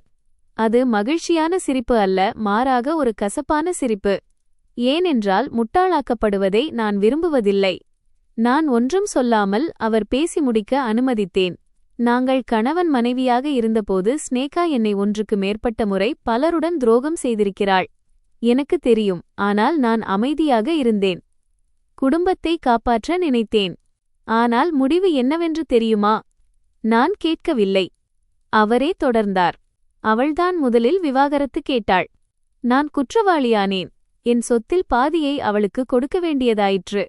இன்றைக்கும் அவள் பாவப்பட்டவள் போல நடித்துக் கொண்டிருக்கிறாள். அவர் குரல் அமைதியாக இருந்தது. ஆனால் அவருக்குள் அடக்க முடியாத எவ்வளவு விஷயங்கள் இருக்கின்றன என்பதை என்னால் உணர முடிந்தது. அவளுடன் நீங்கள் தங்கியிருக்கிறீர்கள் என்றால் நீங்கள் யாரை எதிர்கொள்கிறீர்கள் என்பது உங்களுக்கு தெரிந்திருக்க வேண்டும் என்று நினைக்கிறேன் என்று அவர் மேலும் கூறினார். நான் வெளியே கண்ணாடி வழியாக பார்த்தேன். வாகனங்கள் சென்று கொண்டிருந்தன. எல்லாம் சாதாரணமாக இருந்தது. என் வாழ்க்கையின் பாதை மட்டும் மாறிக்கொண்டிருந்தது. எனக்கு புரிகிறது என்றேன். ஆனால் இப்போதைக்கு எனக்கு அவை தேவையில்லை. நீங்கள் உறுதியாகத்தான் சொல்கிறீர்களா? ஆம். நான் ஒரு நிமிடம் நிறுத்திவிட்டுச் சொன்னேன். சில வேலைகளை நான் சுயமாக செய்ய விரும்புகிறேன். விக்ரம் வேறொன்றும் சொல்லவில்லை. சரி, தேவைப்படும்போது சொல்லுங்கள் என்று மட்டும் கூறினான். நான் போனை வைத்துவிட்டேன். சிறிது நேரம் அமைதியாக அமர்ந்திருந்தேன். என் மனதில் எல்லா தடயங்களும் ஒன்றாக இணையத் தொடங்கின. ஸ்னேகாவின் விவாகரத்து, அவள் பாவம் போல நடிக்கும் நாடகம், என் புகுந்த வீட்டார் அவளை பாதுகாப்பது என அனைத்தும் ஒவ்வொன்றாக தெளிவாக தெரிந்தன. ஆனால் நான் அவசரப்படவில்லை. சதுரங்க விளையாட்டில் வேகத்தை விட சரியான நகர்வே முக்கியம். அன்று மதியம் அலுவலகம் திரும்பி வேலையை முடித்துவிட்டு வக்கீல் ஷர்மாஜியின் அலுவலகத்திற்கு சென்றேன். ஷர்மாஜி கோப்புகளை தயார் நிலையில் வைத்திருந்தார். அவை சொத்து கைமாறும் ஒப்பந்தங்கள். வாங்குபவர் 3 நாட்களுக்குள் முழுத் தொகையையும் செலுத்த தயாராக இருக்கிறார் என்று என்னிடம் கொடுத்தார். நான் அதை திறந்து ஒவ்வொரு விதியையும் மிக கவனமாக படித்தேன். அவர்கள் மீது நம்பிக்கை இல்லை என்பதற்காக அல்ல, இதுதான் கடைசி கட்டம் என்பதற்காக. இதில் கையெழுத்திடுவது என்பது எல்லாவற்றையும் நான் உண்மையில் முடித்துவிட்டேன் என்று அர்த்தம். ஷர்மாஜி மற்றொரு கோப்பை கொடுத்தார். நீங்கள் தயார் செய்யச் சொன்ன ஆவணங்கள் இவை. நான் அதை வாங்கி பக்கங்களை புரட்டினேன். ஒவ்வொன்றும் தெளிவாக எழுதப்பட்டிருந்தது. திருமணத்திற்கு முந்தைய என் முழுச் சொத்து, கடந்த 5 ஆண்டுகளின் முழு பணப்பரிவர்த்தனைகள், ஒவ்வொரு செலவு, ஒவ்வொரு பணப்பரிமாற்றம் என ₹1 கூட குறையாமல் இருந்தது. நீங்கள் உண்மையில் இவ்வளவு தூரம் செல்ல திட்டமிட்டுள்ளீர்களா என்று ஷர்மாஜி என்னை பார்த்து கேட்டார். அவர் குரலில் ஆச்சரியமில்லை, உறுதிப்படுத்துதல் மட்டுமே இருந்தது. நான் தலையசைத்தேன். இப்போது அதற்கான நேரம் வந்துவிட்டது. ஆனால் இதை செய்த பிறகு உறவுகள் முன்னைப்போல இருக்காது என்பது உங்களுக்கு தெரியுமல்லவா? எனக்கு முன்னை போன்ற உறவுகள் தேவையில்லை என்று எவ்வித தயக்கமும் இன்றி பதிலளித்தேன். சில விஷயங்களின் உண்மை தெரிந்த பிறகு மீண்டும் பழைய இடத்திற்கு திரும்புவது நம்மை நாமே வருத்திக் கொள்வதற்கு சமம். ஷர்மாஜி மௌனமானார். பிறகு தலையசைத்தார். சரி, திட்டமிட்டபடியே நான் செயல்படுகிறேன். நான் கையெழுத்திட்டேன். என் கை நடுங்கவில்லை, தயங்கவும் இல்லை. கையெழுத்திட்ட பிறகு பேனாவை கீழே வைத்தேன்.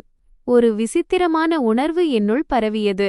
முற்றிலும் லேசான உணர்வு என்று சொல்ல முடியாது, ஆனால் ஒரு தெளிவான உறுதி இருந்தது.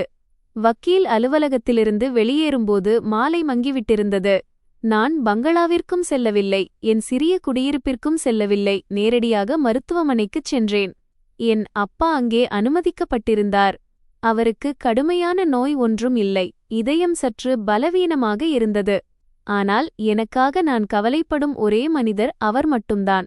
நான் அறைக்குள் சென்றேன். அவர் ஓய்வெடுத்துக் கொண்டிருந்தார். என்னை பார்த்ததும் எழுந்து அமர்ந்தார். வந்துவிட்டாயா மகளே? எப்போதும் போல அவர் குரலில் ஒரு கதகதப்பு இருந்தது. நான் நாற்காலியை இழுத்து அமர்ந்தேன்.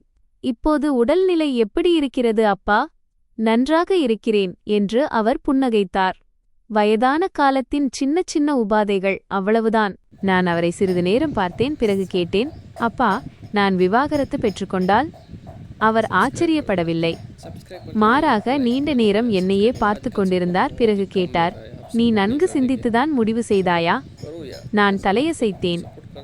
ஆம். வருந்த மாட்டாயே? அவர் ஒரு சிறிய பெருமூச்சு விட்டு சொன்னார், அப்படியானால் பெற்றுக்கொள். ஒரு காரணமும் கேட்கவில்லை, ஒரு குத்தல் சொல்லும் சொல்லவில்லை, எந்த ஆலோசனையும் வழங்கவில்லை. ஒரே ஒரு வாக்கியம், ஆனால் அதுவே போதுமானதாக இருந்தது. நான் தலையை குனிந்து கொண்டேன். என்னை மன்னித்து விடுங்கள் அப்பா. எதற்காக என்னை மன்னிக்க வேண்டும் என்று அவர் குறுக்கிட்டார். நீ மகிழ்ச்சியாக இல்லையென்றால் அது மன்னிப்பு கேட்க வேண்டிய விஷயமா? என்னால் எதுவும் பேச முடியவில்லை. என் தொண்டை அடைத்தது. அவர் மெதுவாக என் கையின் மேல் கை வைத்தார். பயப்படாதே, இந்த வீடு எப்போதும் உனக்கானதுதான். நான் தலையசைத்தேன். ஆனால் என் இதயத்தில் உறுதி இன்னும் பலப்பட்டது. எனக்கு ஒரு ஆதரவு இருந்தது என்பதற்காக அல்ல, மாறாக இப்போது எனக்கு எந்த ஆதரவும் தேவைப்படவில்லை என்பதால். அன்று இரவு நான் என் சிறிய குடியிருப்பிற்கு திரும்பினேன். விளக்குகளை போடாமல் தனியாக அமர்ந்திருந்தேன். வெளியில் இருந்து வந்த வெளிச்சத்தை உள்ளே வர அனுமதித்தேன். ஃபோன் இன்னும் ஒலிக்கவில்லை. ஒருவேளை மறுமுனையிலும் அவர்கள் நிலைமையை புரிந்து கொண்டிருக்கலாம், அல்லது வேறு ஏதோ ஒரு தயாரிப்பில் இருக்கலாம். எனக்கு அதை பற்றி கவலையில்லை. 3 நாட்களில் எல்லாம் முடிந்துவிடும். இந்த முறை நான் திரும்பி பார்க்க மாட்டேன் என்பது மட்டும் எனக்கு தெரியும். அடுத்த நாள் காலை நான் மிக சீக்கிரமே எழுந்தேன். அவசரமான வேலை ஏதும் இருந்ததாலல்ல, என்னால் ஆழ்ந்து உறங்க முடியவில்லை என்பதால்தான். தூக்கம் வரவில்லை என்று சொல்ல முடியாது, ஆனால் மூளையில் ஒரு சிறிய பதற்றம் இருந்தது. அது அலாரம் அடிப்பதற்கு முன்பே என்னை எழுப்பிவிட்டது. நான் சில நிமிடங்கள் படுத்துக்கொண்டே கூரையை பார்த்தேன். பெரியதாக ஒன்றும் சிந்திக்கவில்லை, ஆனால் முடிவு நெருங்கிவிட்டது என்பதை தெளிவாக உணர்ந்தேன். இன்று 2வது நாள். இன்னும் ஒரே ஒரு நாள் எல்லாம் முடிந்துவிடும். எழுந்து சமையலறைக்குச் சென்று எனக்காக ஒரு காஃபி தயாரித்தேன். சர்க்கரை இல்லை, பால் இல்லை. அதன் கசப்பான சுவை தொண்டையை தொட்டு இறங்கியது. ஆனால் அது என் மூளைக்கு ஒரு விசித்திரமான தெளிவை தந்தது. ஏதோ ஒன்று எனக்கு நினைவூட்டுவது போல இருந்தது. இனி ஒவ்வொரு முடிவையும் மிகுந்த கவனத்துடன் எடுக்க வேண்டும். நான் காஃபியை குடித்து முடிப்பதற்குள்ளேயே ஃபோன் ஒலித்தது. ராஜீவிடமிருந்து. நான் சிறிது நேரம் பார்த்துவிட்டு அழைப்பை ஏற்றேன். பேச வேண்டும் என்பதற்காக அல்ல, மறுமுனையில் என்ன நடக்கிறது என்பதை தெரிந்து கொள்ள வேண்டும் என்பதற்காக. பிரியா. அவன் குரல் நேற்றையதை விட வேறாக இருந்தது. தெளிவாக இல்லை, மாறாக மெதுவாக இருந்தது. நாம் பேச வேண்டும். நான் உடனே பதில் சொல்லவில்லை. என்ன பேச வேண்டும் என்று மட்டும் கேட்டேன். நான் மன்னிப்பு கேட்கிறேன். நான் ஒரு நிமிடம் நின்றேன். நான் ஆச்சரியப்பட்டதால் அல்ல, இத்தகைய மன்னிப்புகளை நான் நன்கு அறிவேன் என்பதால்தான். இது தவறை உணர்ந்து கேட்பது அல்ல, விஷயங்களை மீண்டும் பழையபடி கொண்டு வருவதற்காக கேட்கப்படுவது. நேற்று நான் கோபத்தில் இருந்தேன் என்பது எனக்கு தெரியும். ராஜீவ் தொடர்ந்தான். ஆனால் நீயும் புரிந்து கொள்ள வேண்டும். என் மீது அழுத்தம் இருந்தது. நான் லேசாக சிரித்தேன். அழுத்தமா? ஆம், என் குடும்பம் இப்படித்தான். என்னால் அவர்களை விட்டு பிரிய முடியாது. நானும் பிரிய முடியாது என்று நான் உணர்ச்சியற்ற குரலில் கூறினேன். ஆனால் நான் எனக்காக குரல் கொடுக்க முடிவெடுத்துவிட்டேன். மறுமுனையில் சில நொடிகள் மௌனம் நிலவியது. பிறகு ராஜீவ் சொன்னான், நீ வீட்டை விற்காதே. நாம் சேர்ந்து ஒரு தீர்வை காண்போம். சேர்ந்தா என்று நான் மீண்டும் கேட்டேன். உனக்கு இன்னும் எவ்வளவு காலம் வேண்டும்? 5 ஆண்டுகள் போதாதா? எந்த பதிலும் வரவில்லை. நான் தொடர்ந்தேன். உன் குடும்பம் முழுவதையும் என் செலவில் காப்பாற்ற வேண்டும் என்று விரும்புகிறாயா? எல்லாம் நடப்பது போலவே அமைதியாக இருக்க வேண்டும், எதுவும் நடக்காதது போல் நடிக்க வேண்டும் என்று நினைக்கிறாயா? என் குரல் அமைதியாக இருந்தது, ஆனால் ஒவ்வொரு வார்த்தையும் தெளிவாக இருந்தது. நான் உன்னை அப்படி செய்யச் சொல்லவில்லை என்று ராஜீவ் மெதுவாக கூறினான். ஆனால் நீ தடுக்கவும் இல்லையே. ஒரே வரியில் அவனது வாதங்கள் அனைத்தையும் உடைத்தேன். மறுமுனையில் மீண்டும் மௌனம். நான் ஒன்றும் பேசாமல் அவன் பதிலுக்காக காத்திருந்தேன். சிறிது நேரம் கழித்து ராஜீவ் கேட்டான், அப்படியானால் நீ என்னதான் விரும்புகிறாய்? நான் ஏற்கனவே சொல்லிவிட்டேன். 3 நாட்களுக்குள் நீயும் உன் குடும்பமும் வீட்டை காலி செய்யுங்கள். என் முடிவு மாறாது. என் குரல் உரக்க இருக்கவில்லை, ஆனால் உறுதியாக இருந்தது. ராஜீவ் ஆழமாக மூச்சை இழுத்தான். நீ மிகவும் கொடூரமானவளாக மாறிவிட்டாய். நான் உடனே பதிலளிக்கவில்லை. கொடூரமானவளா அல்லது விவேகமானவளா? நீயே யோசித்துக்கொள் என்று கூறிவிட்டு அழைப்பை துண்டித்தேன். மேலும் எதையும் கேட்க வேண்டிய அவசியம் இருக்கவில்லை. போனை கீழே வைத்தேன். காஃபியை குடித்து முடித்தேன். எழுந்து வேலைக்குச் செல்லத் தயாரானேன். ஆனால் கிளம்புவதற்கு முன் ஒரு நிமிடம் நின்றேன். எந்த தொந்தரவும் இல்லாத அந்த சுத்தமான அமைதியான குடியிருப்பை பார்த்தேன். இதுதான் நான் விரும்பிய வாழ்க்கை என்று எனக்கு திடீரென புரிந்தது. அது மிக பெரியதாக இருக்க வேண்டியதில்லை, ஆடம்பரமாக இருக்க வேண்டியதில்லை. வெறும் நிம்மதி இருந்தால் போதும். வழக்கம் போல அலுவலகம் சென்றேன். ஆனால் 10 நிமிடங்கள் கூட உட்கார்ந்திருக்கவில்லை. அமித் கதவை தட்டினான். பிரியா மேம் என்று மெதுவாகச் சொன்னான். உங்களை யாரோ பார்க்க வந்திருக்கிறார்கள். எனக்கு அப்பாயின்மெண்ட் இருந்ததா? இல்லை மேம். ஆனால் அவர்கள் உங்கள் குடும்பத்தைச் சேர்ந்தவர் என்று சொல்கிறார்கள். என் கைகள் நின்றன. நான் தலை நிமிர்ந்து அவர்களை உள்ளே அனுப்பு என்றேன். அமித் தலையசைத்தான். சிறிது நேரம் கழித்து கதவு திறந்தது. என் மாமியார் உள்ளே வந்தார். மாமியார் தனியாக இருந்தார். ஸ்னேகா இல்லை, ராஜீவும் இல்லை. நான் அவரை பார்த்தேன். இருக்கையை விட்டு எழவில்லை. உட்காருங்கள் மாமியாரே என்றேன். அவர் உடனே உட்காரவில்லை. அங்கேயே நின்று என்னை பார்த்து கொண்டிருந்தார். இன்று அவர் கண்களில் ஏதோ ஒரு மாற்றம் இருந்தது. அது அந்த அதிகாரமோ இயல்பான தன்மையோ இல்லை, ஒரு தயக்கம் மட்டுமே இருந்தது. சிறிது நேரம் கழித்து அவர் அமர்ந்தார், 2 கைகளையும் முழங்கால்களில் வைத்தபடி. நீ வேலையில் பிஸியாக இருக்கிறாயா என்று கேட்டார். இல்லை, சொல்லுங்கள் மாமியாரே, என்ன விஷயம்? அவர் ஆழ்ந்த மூச்சை இழுத்துவிட்டுச் சொன்னார். பிரியா, நேற்று நடந்ததற்கு நான் மன்னிப்பு கேட்கிறேன். நான் ஆச்சரியப்படவில்லை, அமைதியாகவே இருந்தேன். ஸ்னேகாவிற்கு வீட்டு விவகாரங்கள் மற்றும் வெளியுலகத்தைப் பற்றி தெரியாது. நீ அவள் சொன்னதை பெரிதுபடுத்தாதே என்றார். நான் பெரிதுபடுத்தவில்லை, ஆனால் எதையும் சகித்துக் கொள்ளவும் இல்லை என்றேன். மாமியார் ஒரு கணம் அமைதியானார். பிறகு, நீ வீட்டை விற்காதே. அந்த வீடு மொத்த குடும்பத்திற்குமானது என்றார். அது என்னுடையது, குடும்பத்தினுடையது அல்ல என்று நான் பதிலளித்தேன். நீ ராஜீவை திருமணம் செய்திருக்கிறாய், அதனால் நீயும் இந்த வீட்டிற்கு சொந்தமானவள்தான் என்று அவர் சற்று அவசரமாகச் சொன்னார். நான் ராஜீவை தான் திருமணம் செய்தேன், மொத்த குடும்பத்தையும் அல்ல என்று நான் அவரையே பார்த்து கூறினேன். அங்கு நிசப்தம் நிலவியது. அவர் சில நொடிகள் ஒன்றும் பேசவில்லை. பிறகு அவர் குரல் மெலிதானது. நீ என்னதான் விரும்புகிறாய்? இந்த கேள்வியை முதல் முறையாக அவர் வாயிலிருந்து கேட்டேன். எந்த கோரிக்கையும் இல்லை, அழுத்தமும் இல்லை, ஒரு கேள்வி மட்டுமே. நான் அவரை நீண்ட நேரம் பார்த்துவிட்டுச் சொன்னேன். எல்லாவற்றிலும் வெளிப்படைத்தன்மை இருக்க வேண்டுமென்று நான் விரும்புகிறேன். எந்த மாதிரியான தெளிவு? பண விஷயத்தில் கணக்கு தெளிவாக இருக்க வேண்டும். என் பொருட்களை யாரும் விருப்பப்படி பயன்படுத்தக்கூடாது. என் பணத்தை யாரும் தங்கள் சொந்த பணம் என்று நினைக்கக்கூடாது. என் விஷயங்களில் யாரும் முடிவெடுக்கக்கூடாது. நான் நிறுத்திவிட்டுச் சொன்னேன். இவை நடந்தால் நான் மீண்டும் யோசிக்கிறேன். மாமியார் நீண்ட நேரம் அமைதியாக இருந்தார். அவர் முகத்தில் தயக்கம், கணக்கீடு மற்றும் ஒருவித அதிருப்தியை என்னால் காண முடிந்தது. இறுதியில் அவர், சரி, நான் ராஜீவிடம் பேசுகிறேன் என்றார். இல்லை என்று நான் குறுக்கிட்டேன். பேசுவதற்கல்ல, செய்ய வேண்டியதை செய்ய வேண்டும், இப்போதே செய்ய வேண்டும். அவர் என்னை பார்த்தார், ஒன்றும் சொல்லவில்லை. தலையசைத்துவிட்டு எழுந்தார். வீட்டை விற்பதில் அவசரப்படாதே, இன்னும் சில நாட்கள் காத்திரு. நான் பதில் சொல்லவில்லை, அவரை பார்த்து கொண்டே இருந்தேன். அவர் புரிந்து கொண்டு எதுவும் பேசாமல் திரும்பிச் சென்றார். கதவு மூடியது. அலுவலகத்தில் மீண்டும் அமைதி நிலவியது. நான் அப்படியே அமர்ந்திருந்தேன், அசையவில்லை, ஒன்றும் சிந்திக்கவில்லை.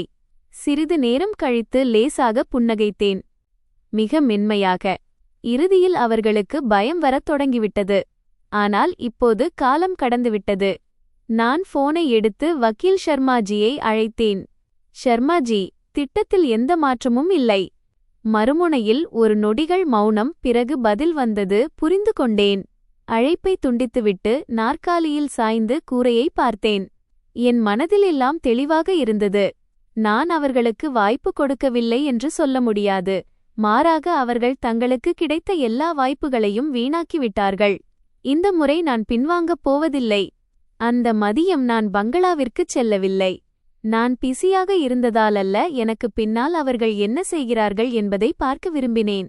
ஒரு குடும்பம் ஒரு நபர் மீது சார்ந்திருக்க பழகிவிட்டு அந்த நபர் தன் கையை எடுத்துவிட்டால் அவர்களின் முதல் எதிர்வினை எப்போதும் பயமாகத்தான் இருக்கும். இரண்டாவது எதிர்வினை அந்த நபரை எப்படியாவது மீண்டும் கொண்டுவர முயற்சிப்பது. அது முடியாவிட்டால் அவர்கள் தங்கள் உண்மையான முகத்தை காட்டத் தொடங்கிவிடுவார்கள். நான் மாலை வரை அலுவலகத்திலேயே அமர்ந்திருந்தேன். அதிகம் ஒன்றும் செய்யவில்லை. சில மின்னஞ்சல்களை பார்த்தேன், சில ஆவணங்களில் கையெழுத்திட்டேன். பிறகு அமைதியாக அமர்ந்திருந்தேன், ஏதோ ஒன்றின் வருகைக்காக காத்திருப்பதைப் போல. சரியாக காலை 6 மணிக்கு மேல் போன் ஒலித்தது. ராஜீவிடமிருந்து. நான் ஒரு நொடி பார்த்துவிட்டு அழைப்பை ஏற்றேன். நீ எங்கே இருக்கிறாய்? அவனது குரலில் இந்த முறை அதிகாரமோ அல்லது அழுத்தமோ இல்லை, ஒரு தயக்கம் மட்டுமே இருந்தது. அலுவலகத்தில் என்று பதிலளித்தேன். வீட்டிற்கு வா என்றான். என்ன சொல்ல வேண்டுமோ இங்கேயே சொல். நான் இங்கேயேதான் இருக்கிறேன் என்று நான் சுருக்கமாகவும் தெளிவாகவும் கூறினேன். மறுமுனையில் சில நொடிகள் மௌனம் நிலவியது. பிறகு ராஜீவ் தொடர்ந்தான். நான் அம்மாவிடம் பேசிவிட்டேன். நாங்கள் மாறுகிறோம். நான் எதுவும் சொல்லவில்லை. அவன் அடுத்து என்ன சொல்கிறான் என்பதை கேட்க காத்திருந்தேன். ஸ்னேகா இனி உனது பொருட்களை பயன்படுத்த மாட்டாள். வீட்டுச் செலவுகளின் கணக்கு தெளிவாக இருக்கும். நாங்களும் எங்கள் இருவரின் விஷயங்களில் தலையிடப் போவதில்லை என்று அம்மா சொல்லிவிட்டார். இதையெல்லாம் முன்பே தயார் செய்து வைத்திருந்தது போல ஒரே மூச்சில் பேசி முடித்தான். நான் கேட்டுவிட்டு உடனே எந்த எதிர்வினையும் காட்டவில்லை. ராஜீவ், நீ என்று மட்டும் கேட்டேன். ராஜீவ் ஒரு நிமிடம் தயங்கினான். நான் முயற்சி செய்கிறேன். எதற்கு முயற்சி செய்கிறாய்? எனக்கு ஆதரவாக நிற்பதற்கா? நான் லேசாகச் சிரித்தேன். இந்த வார்த்தையை நான் முன்பே கேட்டிருக்கிறேன். ஆனால் இந்த முறை நான் தீவிரமாக இருக்கிறேன். உன் தீவிரத்தன்மை எனக்கு தேவையில்லை என்றேன். எனக்கு உனது தெளிவுதான் தேவை. மறுமுனையில் மௌனம் சூழ்ந்தது. நான் தொடர்ந்தேன். நாம் இன்னும் தம்பதிகளாக இருந்தால் அதற்கு ஒரு எல்லை இருக்க வேண்டும். உன் குடும்பம் உன்னுடையது, நான். உன்னால் இந்த வித்தியாசத்தை புரிந்து கொள்ள முடியவில்லை என்றால் நாம் பேச வேண்டிய அவசியமே இல்லை. ராஜீவ் மூச்சிறைக்க மூச்சை இழுத்தான், ஏதோ ஒரு மூலையில் தள்ளப்பட்டது போல. நான் என் குடும்பத்தை கைவிட வேண்டும் என்று நினைக்கிறாயா? இல்லை என்று உடனே பதிலளித்தேன். உன் குடும்பத்தை காப்பாற்றுவதற்கு என்னை ஒரு கருவியாகப் பயன்படுத்துவதை நிறுத்து என்றுதான் சொல்கிறேன். சூழல் கனமானது. சிறிது நேரம் கழித்து ராஜீவ் சொன்னான், நான் புரிந்து கொண்டேன். புரிந்து கொண்டாயா அல்லது வெறும் வார்த்தைக்காக சொல்கிறாயா? நான் செய்து காட்டுவேன். அவனது குரலில் இப்போது எந்த தடுமாற்றமும் இல்லை. நான் மௌனமாக இருந்தேன். பதில் சொல்லவில்லை, சம்மதிக்கவும் இல்லை, மறுக்கவும் இல்லை. நான் கவனிப்பேன் என்று மட்டும் சொல்லிவிட்டு போனை துண்டித்தேன். போனை கீழே வைத்தேன். ஜன்னல் வழியாக வெளியே பார்த்தேன். மாலை மங்கிவிட்டது. தெருவிளக்குகள் எரிந்தன. வெளியே எல்லாம் சாதாரணமாக இருந்தது. ஆனால் உள்ளே எல்லாம் மாறிக்கொண்டிருந்தது. சுமார் 1 மணி நேரம் கழித்து அலுவலகத்திலிருந்து வெளியேறினேன். நேரடியாக வீட்டிற்குச் செல்லவில்லை. சூப்பர் மார்க்கெட்டிற்குச் சென்றேன். கொஞ்சம் பொருட்கள் வாங்கினேன். தேவைக்காக அல்ல, நான் என்ன சாப்பிட வேண்டும் என்பதை நானே தேர்வு செய்ய விரும்பியதால். இது ஒரு சிறிய பழக்கம், ஆனால் என் அதிகாரத்தின் மீது எனக்கிருந்த உணர்வை அது உறுதிப்படுத்தியது. நான் பங்களாவிற்குச் சென்றபோது இரவு காலை 8 மணி ஆகியிருந்தது. கேட் திறந்திருந்தது, வீட்டில் விளக்குகள் எரிந்தன. ஆனால் முன்னால் இருந்த அந்த அமளியும் சத்தமும் இப்போது இல்லை. அங்கே அமைதி மட்டுமே நிலவியது. நான் உள்ளே அடி எடுத்து வைத்தேன். முன்னால் இருந்த காட்சியைக் கண்டதும் ஒரு நிமிடம் அப்படியே நின்றுவிட்டேன். வரவேற்பறை சுத்தமாக இருந்தது. பொருட்கள் சிதறிக் கிடக்கவில்லை. உணவு மேஜை துடைக்கப்பட்டு நேர்த்தியாக இருந்தது. யாரோ அங்கே அமர்ந்து அவசரகதியில் சாப்பிட்டது போன்ற தடயம் இல்லை. ஸ்னேகா சோபாவில் இல்லை. மாமியாரும் இல்லை. ராஜீவ் மட்டுமே அமர்ந்திருந்தான். கையில் போன் இல்லை. அவன் எனக்காக காத்திருந்தான். என்னை பார்த்ததும் எழுந்து நின்றான். வந்துவிட்டாயா? நான் பதில் சொல்லவில்லை. உள்ளே சென்று என் பையை வைத்துவிட்டு திரும்பினேன். என்ன விஷயம்? ராஜீவ் என்னை பார்த்தான். அவன் கண்களில் ஏதோ ஒன்று வித்தியாசமாக இருந்தது. அது அந்த எரிச்சல் அல்ல, அது அதிகாரத்தின் உணர்வும் அல்ல, மாறாக ஒரு எச்சரிக்கை உணர்வு. நான் எல்லாரிடமும் பேசிவிட்டேன். ஸ்னேகா கீழே உள்ள அறையில் இருப்பாள், 2வது மாடிக்கு வரமாட்டாள். அம்மாவும் இனி தலையிடமாட்டார். இனி எல்லாம் தெளிவாக இருக்கும். ஒவ்வொரு வாக்கியத்தையும் மெதுவாகச் சொன்னான், எதையோ சரி செய்ய முயற்சிப்பவனைப் போல. நான் கேட்டுக்கொண்டேன், இடையில் குறுக்கிடவில்லை. எந்த எதிர்வினையும் காட்டவில்லை. வீட்டுச் செலவு என்று மட்டும் கேட்டேன். நான் என் பங்கு செலவை தாங்கிக் கொள்வேன்.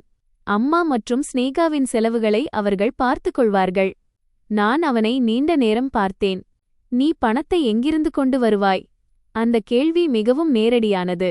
ராஜீவ் ஒரு நொடி நின்றுவிட்டு, நான் கூடுதல் வேலை பார்ப்பேன் அல்லது சேமிப்பேன் என்றான். நான் தலையசைத்தேன். சரி. வேறொன்றும் சொல்லவில்லை. ஒரே ஒரு வார்த்தை, ஆனால் நான் தற்காலிகமாகத்தான் ஒப்புக்கொள்கிறேன் என்பதை புரிந்து கொள்ள அது போதுமானதாக இருந்தது. நான் பழையபடி உறவிற்கு திரும்பவில்லை, கவனித்துக் கொண்டிருக்கிறேன். அதே சமயம் மாமியார் சமையலறையிலிருந்து வெளியே வந்தார். என்னை பார்த்ததும் அவருடைய அணுகுமுறை முன்பிருந்ததை விட வேறாக இருந்தது. அவர் வெறும் பிரியா சாப்பிட்டு விட்டாயா என்று மட்டும் கேட்டார். ஆம், சாப்பிட்டு விட்டேன் என்றேன். சரி என்று அவர் சொல்லிவிட்டு மேலும் எதுவும் பேசவில்லை. எந்த குத்தல் சொல்லுமில்லை, புகாரும் இல்லை. அப்படியே திரும்பிச் சமையலறைக்குச் சென்றுவிட்டார். இந்த மாற்றம் தெளிவாக தெரிந்தது, ஆனால் எனக்கு மகிழ்ச்சியாக இல்லை. வருத்தமாகவே இருந்தது. இதையெல்லாம் அவர்கள் முன்பே செய்திருந்தால் நிலைமை வேறாக இருந்திருக்கும். ஆனால் இருந்திருந்தால் என்று ஒன்றுமில்லை. நான் மேலே சென்றேன். படிக்கட்டுகள் அதேதான், ஆனால் உணர்வு வேறாக இருந்தது. அறைக்கதவை திறந்தேன். எல்லாம் அப்படியே இருந்தது, யாரும் தொட்டிருக்கவில்லை. நான் உள்ளே சென்று கதவை மூடி அதன் பின்னால் சாய்ந்து கொண்டேன். ஒரு பெருமூச்சு விட்டேன். சோர்வினால் அல்ல, ஒரு வட்டம் பூர்த்தியானதனால். ட்ரெஸ்ஸிங் டேபிளிற்குச் சென்று டிராயரை திறந்தேன். எல்லாம் சரியான இடத்தில் இருந்தன. எதுவும் குறையவில்லை, நகரவில்லை. லேசாக புன்னகைத்தேன். எல்லைகள் வகுக்கப்படும்போது அதை மதிப்பது எப்படி என்று எல்லோருக்கும் தெரிகிறது என்பது புரிந்தது. இதுவரை யாரும் அதை செய்ய விரும்பவில்லை, அவ்வளவுதான். நான் அமர்ந்து கண்ணாடியில் என்னையே பார்த்தேன். கண்களில் இப்போது சோர்வு இல்லை, ஒரு குளிரான பார்வை மட்டுமே இருந்தது. ஆனால் அது விவேகமான குளிர்ந்த பார்வை. போன் அதிர்ந்தது. விக்ரமிடமிருந்து மெசேஜ் வந்திருந்தது. உனக்கு விரைவில் இது தேவைப்படும் என்று நினைக்கிறேன் என்று அதிலிருந்தது. நான் அந்த செய்தியை பார்த்தேன், பதில் அனுப்பவில்லை. திரையை அணைத்துவிட்டு போனை கீழே வைத்தேன். நான் அவசரப்பட வேண்டிய அவசியம் இருக்கவில்லை. அந்த தகவல்கள் சரியான நேரத்தில் பயன்படும். பல நாட்களுக்குப் பிறகு அன்று இரவு வீடு அமைதியானது. சண்டையோ அழுகையோ உரத்த குரலோ இல்லை. அமைதி மட்டுமே நிலவியது. ஆனால் இந்த அமைதி முடிவல்ல என்பது எனக்கு தெரியும். பெரும் சுனாமி வருவதற்கு முன்புள்ள அமைதி அது. அதற்காக நான் தயாராக இருந்தேன். அடுத்த 2 நாட்கள் வழக்கத்திற்கு மாறாக அமைதியாக கழிந்தன. விவாதங்கள் இல்லை, கண்ணீர் இல்லை, எல்லை மீறிய பேச்சுகள் இல்லை. எல்லாம் சரியாக இருப்பது போல தோன்றியது. ஆனால் இது சரியாகத் தெரிவது என்னை இன்னும் எச்சரிக்கையாக இருக்கச் செய்தது. ஏனென்றால் விஷயங்கள் இவ்வளவு வேகமாக மாறும்போது அவர்களுக்கு தங்கள் தவறு புரிந்துவிட்டது என்று அர்த்தமல்ல, மாறாக அவர்கள் சரியான சந்தர்ப்பத்திற்காக காத்திருக்கிறார்கள் என்றுதான் அர்த்தம் என்பதை நான் நன்கு அறிவேன். 3ஆம் நாள் காலையில் சீக்கிரமே எழுந்தேன். தூக்கம் வரவில்லை என்பதற்காக அல்ல, இன்று கடைசி நாள் என்பதற்காக. சொத்து மாற்றப்படும் நாள். இன்று இந்த பங்களா என்னுடையதாக இருக்கப் போவதில்லை. நான் சமையலறைக்குச் சென்றேன். மாமியார் எழுந்து ஏதோ சமைத்துக் கொண்டிருந்தார். என்னை பார்த்ததும் ஒரு நிமிடம் நின்றார். பிறகு, பிரியா, காலை உணவு சாப்பிடுகிறாயா என்றார்.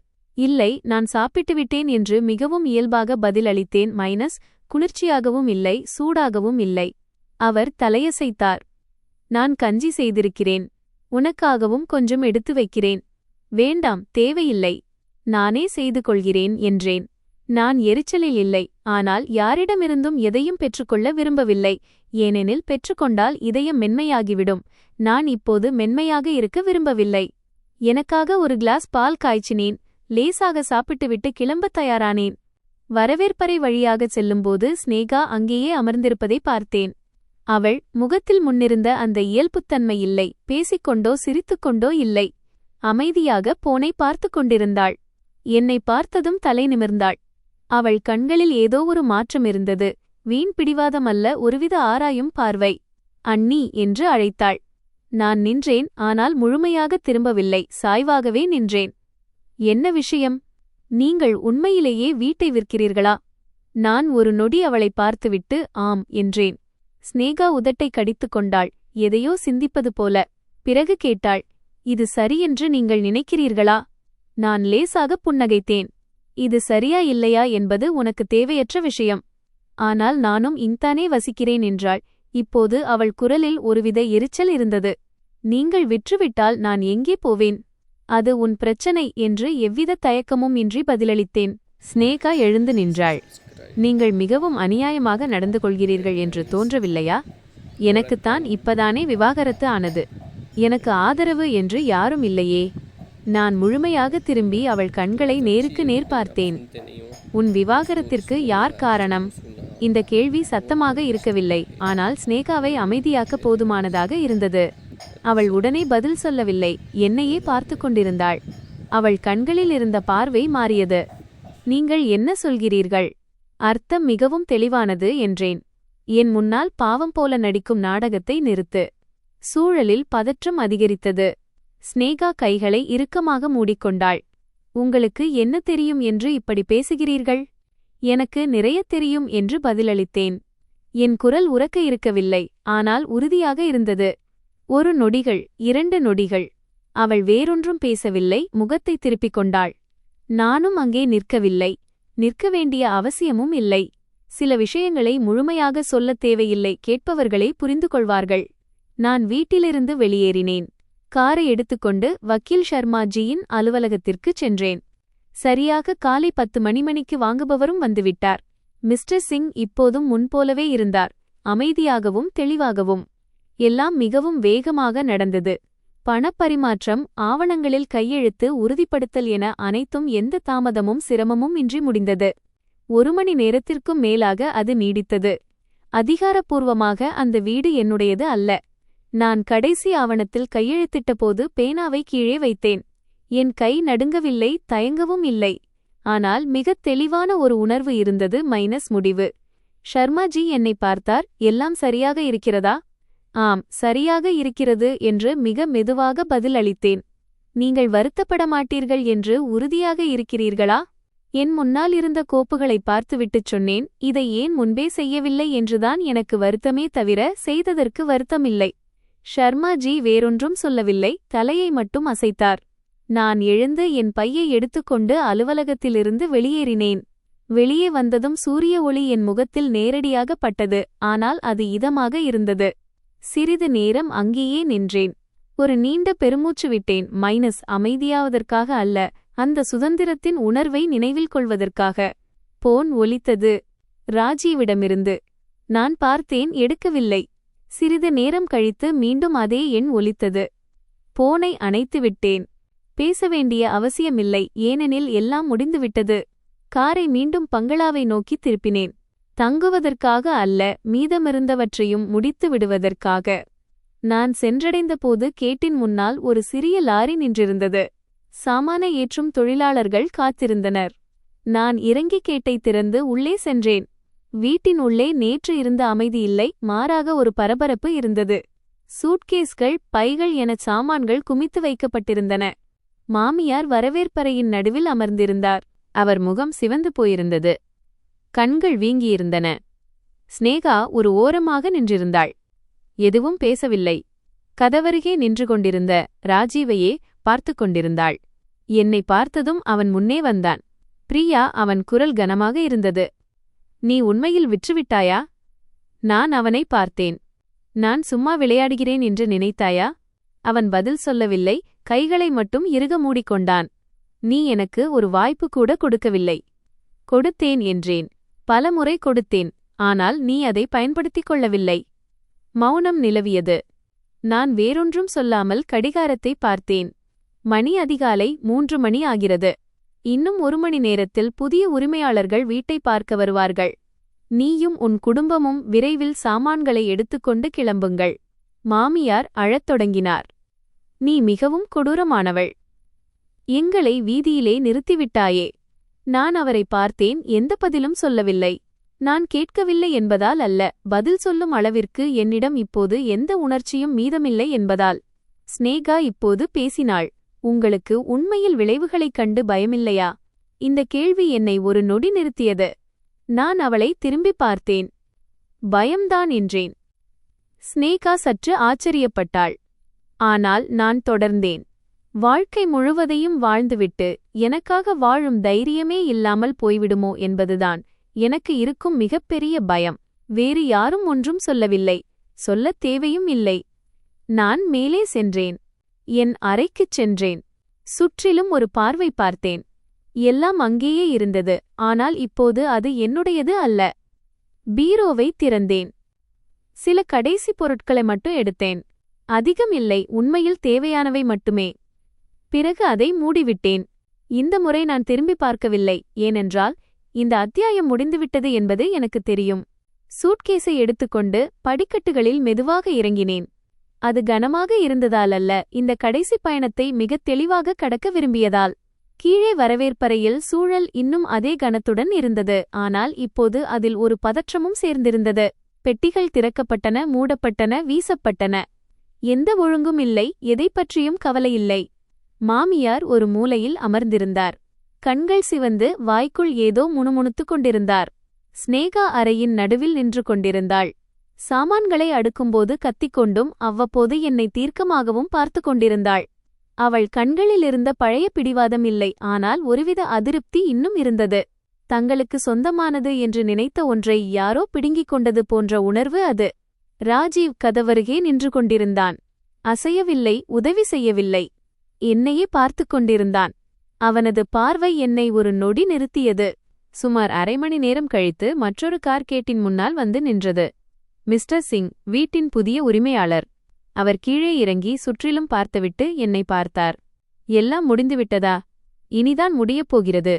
அவர் தலையசைத்தார். மேலதிகமாக ஒன்றும் கேட்கவில்லை. அமைதியாக காத்திருக்கத் தொடங்கினார்.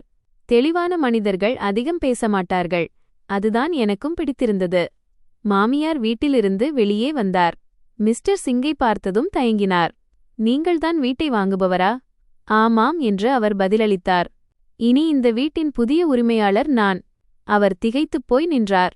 பிறகு என்னை பார்த்தார். அவர் கண்களில் கோபமும் இயலாமையும் கலந்திருந்தன. நீ உண்மையில் எந்த வழியையும் விட்டு வைக்கவில்லை. நான் பதில் சொல்லவில்லை. நான் கேட்கவில்லை என்பதால் அல்ல, நான் ஏற்கனவே பதில் சொல்லிவிட்டேன் என்பதால். அவர் அதை ஏற்றுக்கொள்ளவில்லை, அவ்வளவுதான். அவர்களுக்குப் பின்னால் ஸ்னேகா வெளியே வந்தாள். மிஸ்டர் சிங்கை ஒருமுறை பார்த்துவிட்டு பிறகு என் பக்கம் திரும்பினாள். நீங்கள் உண்மையிலேயே மிகவும் புத்திசாலிதான் என்றாள். அவள் குரல் உரக்க இருக்கவில்லை, ஆனால் குளிர்ச்சியாக இருந்தது. வீட்டை விற்றுவிட்டு இப்போது உங்களுக்கு பெரும் நிம்மதி கிடைத்திருக்கும். நான் அவளை சிறிது நேரம் பார்த்தேன். பிறகு ஆம், மிகுந்த நிம்மதியாக இருக்கிறது என்றேன். ஸ்னேகா ஒரு கடினமான புன்னகையுடன் சிரித்தாள். இந்த நிம்மதி நீண்ட நாட்களுக்கு நீடிக்கும் என்று நம்புகிறேன். இது கேட்க நல்வாழ்த்து போல இருந்தாலும் ஒரு மிரட்டலை போல இருந்தது. நான் எந்த எதிர்வினையும் காட்டவில்லை. முதலில் உன்னை பற்றி கவலைப்படு என்று மட்டும் சொன்னேன். மீண்டும் மௌனம் நிலவியது. யாரும் எதையும் பேசவில்லை. சரியாக அதிகாலை 4 மணிக்கு மிஸ்டர் சிங்கின் ஆட்கள் வீட்டை ஆய்வு செய்யத் தொடங்கினர். ஒவ்வொரு அறை, ஒவ்வொரு மூலை என எல்லாம் சோதிக்கப்பட்டது. ராஜீவ் ஒரு ஓரமாக நின்றான். ஒன்றும் சொல்லவில்லை, குறுக்கிடவும் இல்லை. யாரோ ஒரு அந்நியனைப் போல பார்த்து கொண்டிருந்தான். இப்போது அவன் உரிமையாளரும் இல்லை, முடிவெடுப்பவனும் இல்லை. எல்லாம் முடிந்துவிட்டபோது மிஸ்டர் சிங் என் பக்கம் திரும்பினார். எல்லாம் சரியாக இருக்கிறது. நாங்கள் வீட்டை எடுத்துக்கொள்கிறோம். நான் தலையசைத்தேன். சரி. சாவியை எடுத்து அவர் கையில் கொடுத்தேன். இது ஒரு சாதாரண செயல்தான், ஆனால் இதுதான் முடிவு. மிஸ்டர் சிங் சாவியை வாங்கிக் கொண்டு தலையசைத்தார். உங்கள் எதிர்காலம் சிறப்பாக அமைய வாழ்த்துகள். நன்றி என்று பதிலளித்தேன். நீண்ட பேச்சுக்களோ சடங்குகளோ இல்லை, இதுவே போதுமானதாக இருந்தது. நான் திரும்பினேன், சூட்கேஸை இழுத்துக்கொண்டு வெளியேறினேன். இந்த முறை யாரும் என்னை தடுக்கவில்லை. எந்த சத்தமும் இல்லை, குத்தல் சொல்லும் இல்லை, அமைதி மட்டுமே இருந்தது. கேட்டுவிட்டு வெளியே வந்தேன். ஒரு நொடி நின்றேன், வருத்தத்திற்காக அல்ல, உறுதிப்படுத்துவதற்காக. பிறகு நடக்கத் தொடங்கினேன். காரின் கதவு மூடியது. சீட்டில் அமர்ந்து முன்னால் பார்த்தேன். சாலை விரிந்து கிடந்தது. அது எவ்வளவு நீளமானது என்று தெரியாது. முந்தே என்ன கிடைக்கும் என்று தெரியாது. ஆனால் குறைந்தது இது என்னுடைய சாலை. இன்ஜினை ஸ்டார்ட் செய்தேன். கார் நகரத் தொடங்கியது. பின்னால் அந்த பங்களா மெல்ல மெல்ல சிறியதாகி மறைந்தது. அது கண்ணுக்கு தெரியாமல் மறையும் வரை நான் பார்த்து கொண்டிருந்தேன். அதே இரவு நான் எனது சிறிய அடுக்குமாடி குடியிருப்புக்கு அபார்ட்மெண்ட் மாறினேன். அதிக தயாரிப்புகள் தேவையில்லை. அதிக சுத்தம் செய்ய வேண்டிய அவசியமும் இருக்கவில்லை. ஏனென்றால் இந்த இடம் ஏற்கனவே என்னுடையதுதான். நான் இங்கு குறைவாகவே தங்கியிருந்தேன். எனக்கு பிடிக்கவில்லை என்பதற்காக அல்ல, ஒரு பெரிய வீடு என்னிடம் இருப்பதாக நான் நினைத்து கொண்டிருந்தேன் என்பதால்தான். ஆனால் அந்த பெரிய வீடு ஒருபோதும் எனக்கு சொந்தமானதாக இருந்ததில்லை என்பதுதான் உண்மை. வந்த பெட்டிகள் அதிகமில்லை, வெறும் உடைகள், ஆவணங்கள் மற்றும் சில முக்கியமான பொருட்கள் மட்டுமே. மற்ற அனைத்தையும் அங்கேயே விட்டுவிட்டு வந்துவிட்டேன். எனக்கு தேவையில்லை என்பதற்காக அல்ல, எதையும் என்னுடன் கொண்டுவர விரும்பவில்லை என்பதற்காக. சில விஷயங்களை சுமந்து வருவது நினைவுகளை மட்டுமே புதுப்பிக்கும். நான் இப்போது எதையும் நினைவுகூர விரும்பவில்லை. நான் மெதுவாக சாமான்களை அடுக்கி வைத்தேன். அவசரமில்லை, பதற்றமில்லை. எல்லாவற்றையும் அதன் சரியான இடத்தில் வைத்தேன். என் வாழ்க்கையை மீண்டும் முறைப்படுத்துவது போல இருந்தது. சுத்தமாகவும் தெளிவாகவும், கூடுதல் எதுவுமில்லை, குறைவு எதுவுமில்லை. எல்லாம் முடிந்ததும் அறையின் நடுவில் நின்று சுற்றிலும் பார்த்தேன். இடம் பெரியது இல்லை, ஆனால் போதுமானதாக இருந்தது. யாருடைய சத்தமும் இல்லை, கவனிக்க வேண்டிய யாருடைய பார்வையும் இல்லை. நான் மட்டும் இருந்தேன், அமைதி மட்டும் இருந்தது. அந்த இரவு நான் ஆழ்ந்த உறக்கத்தில் இருந்தேன். எந்த கனவும் இல்லை, எந்த திகைப்பும் இல்லை, நடுநிசியில் விழிப்பும் ஏற்படவில்லை. அடுத்த நாள் காலை எழுந்தபோது நான் எங்கே இருக்கிறேன் என்பதை புரிந்து கொள்ளச் சில நொடிகள் தேவைப்பட்டன. பிறகு நான் புன்னகைத்தேன். ஒரு விசித்திரமான உணர்வு, மிகுந்த மகிழ்ச்சியோ அல்லது அதிக உற்சாகமோ இல்லை, வெறும் லேசான உணர்வு. எழுந்து ஜன்னலை திறந்தேன். காற்று உள்ளே வந்தது, காலையின் வாசனையை சுமந்து கொண்டு. சமையலறையில் இருந்து உணவின் வாசனை இல்லை. யாரும் கூப்பிடும் சத்தம் இல்லை. யாருடைய காலடிச் சத்தமும் இல்லை. வெறும் வெறுமை. ஒரு காஃபி தயாரித்து ஜன்னல் ஓரம் அமர்ந்தேன். போனை எடுக்கவில்லை. மெசேஜ்களை பார்க்கவில்லை. நீண்ட நேரம் அமர்ந்திருந்தேன். சுமார் காலை 8 மணிக்கு ஃபோன் ஒலித்தது. பார்த்தேன், தெரிந்த எண்.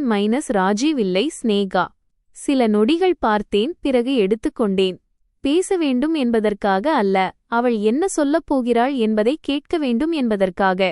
அண்ணி. ஸ்னேகாவின் குரல் மறுமுனையில் உரக்க இல்லை, மெதுவாகத்தான் இருந்தது. ஆனால் பலவீனமாக இல்லை, மாறாக கட்டுக்கோப்பாக இருந்தது. என்ன விஷயம் என்று கேட்டேன். நீங்கள் இப்போது பிஸியா? இல்லை என்று தெளிவாக பதிலளித்தேன். ஸ்னேகா ஒரு நொடி அமைதியாக இருந்தாள். பிறகு சொன்னாள், நான் உங்களை சந்திக்க வேண்டும். தேவையில்லை. என்ன விஷயம் என்றாலும் இப்போதே சொல் என்றேன். நீண்ட மௌனம். பிறகு ஸ்னேகா கேட்டாள், விக்ரம் பற்றி உங்களுக்கு தெரியுமா?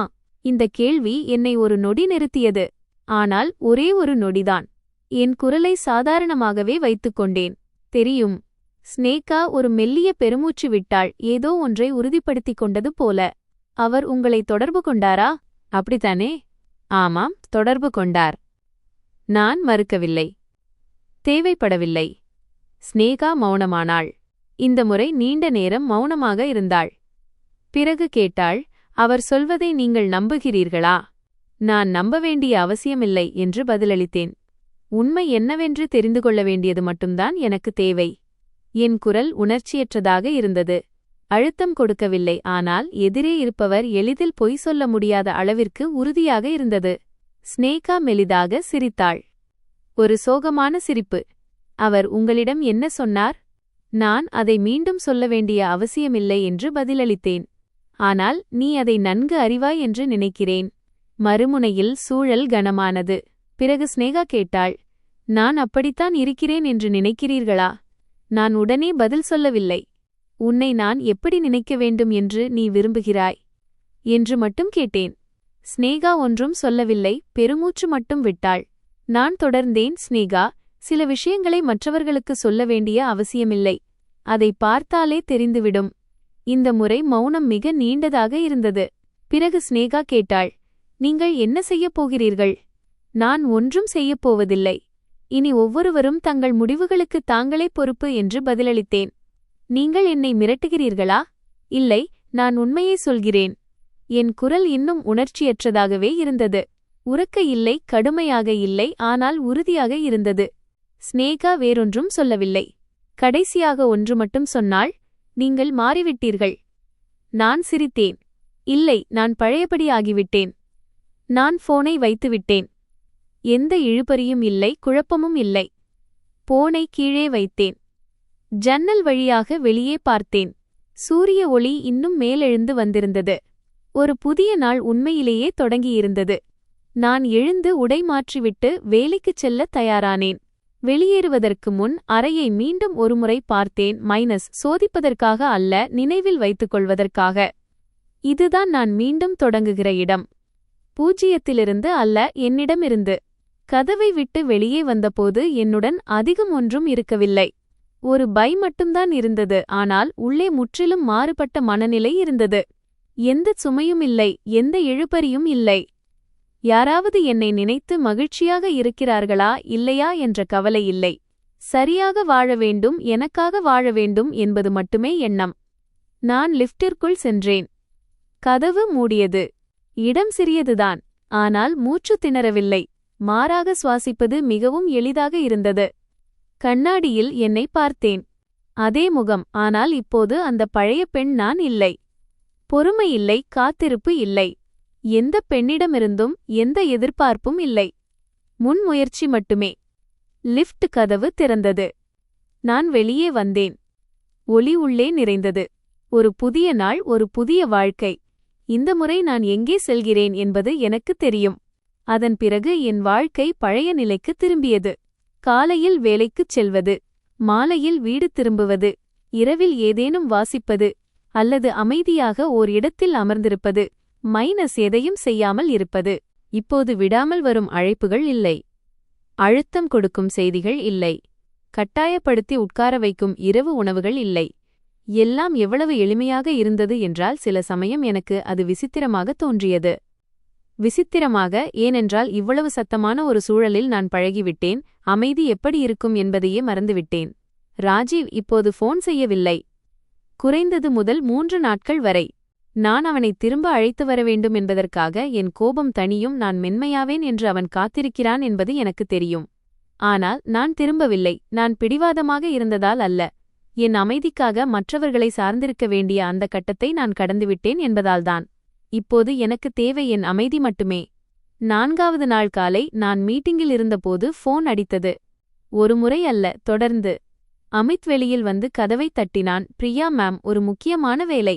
நான் அவனை பார்த்தேன். என்ன விஷயம்? கீழே யாரோ வந்திருக்கிறார்கள்.